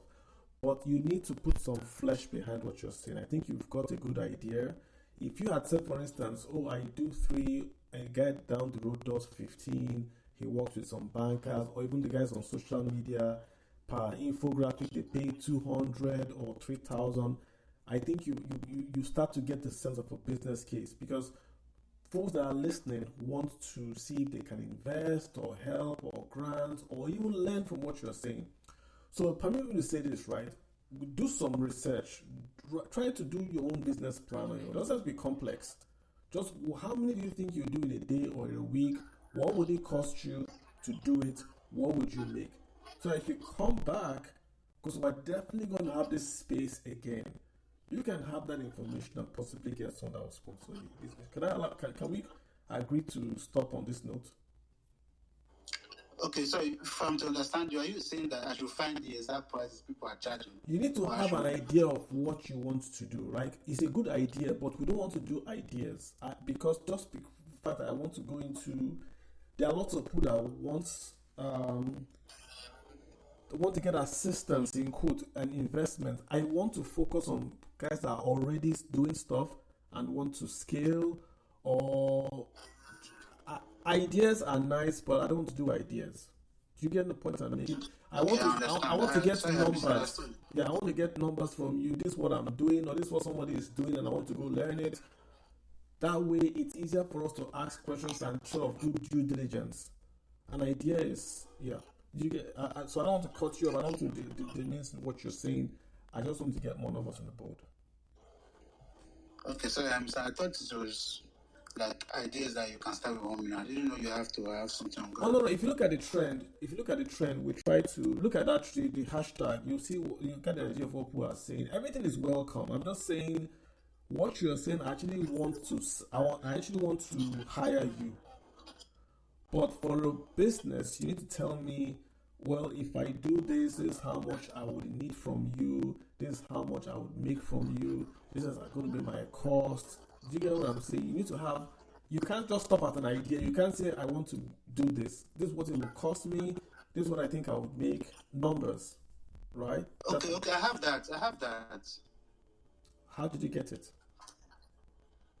The cost, on the list of my costs is the first service I'm going to use to compile the email list of the founders.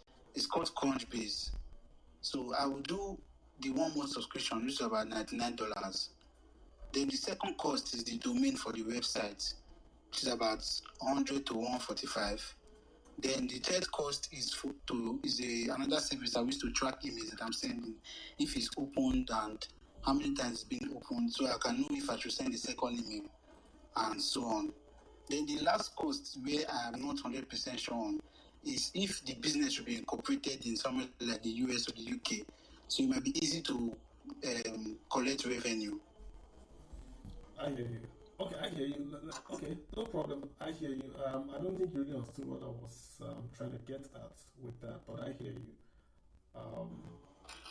I hear you. Okay, look, Ima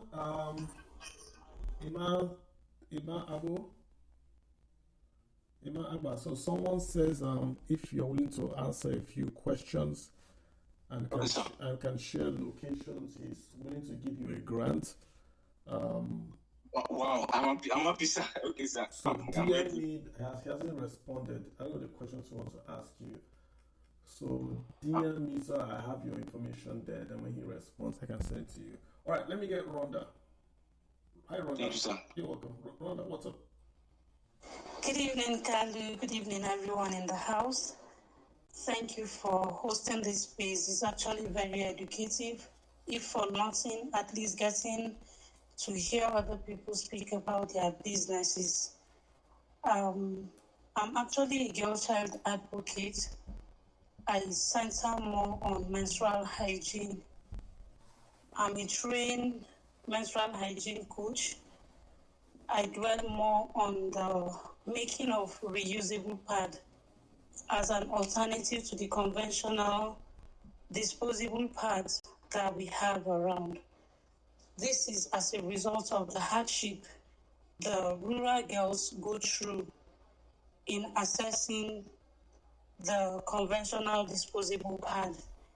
So I had to do a training 2019 in Lagos on how to make this reusable pad, because I understand so many girls, especially those at the rural areas or those who are living below average, or the less privileged, and those children or girls living with disabilities. They find it difficult to afford the conventional disposable pads. So at the end of the day, they make use of very, very bad materials for their menstrual flow, thereby going down with so many infections and stuff like that. So I went into a research and I discovered there's an alternative. Instead of making use of newspapers that some of them make use of, like some of the girls at School for the Deaf here in Jos, in Plateau State to be precise, I went there, I discovered they were making use of newspaper, and some other people make use of tissue, some old wrappers. So I decided to go into research to see how I can get an alternative that is cost-friendly for them. And then this reusable pad thing came up. So I had to go to Lagos for training. I was trained on menstrual health and then how to make the reusable pad. So I think since then, I started as a voluntary worker. I'll just produce these pads, distribute it to the rural girls in different communities, until when I started to look at it from the business side of it. So I make this reusable pad, sell it, like maybe you can tell me, Rhoda, make reusable pad for 1,000 girls in so community, and then we distribute it for them for free. So when the awareness was spreading, so many people were calling for me to make this reusable pad.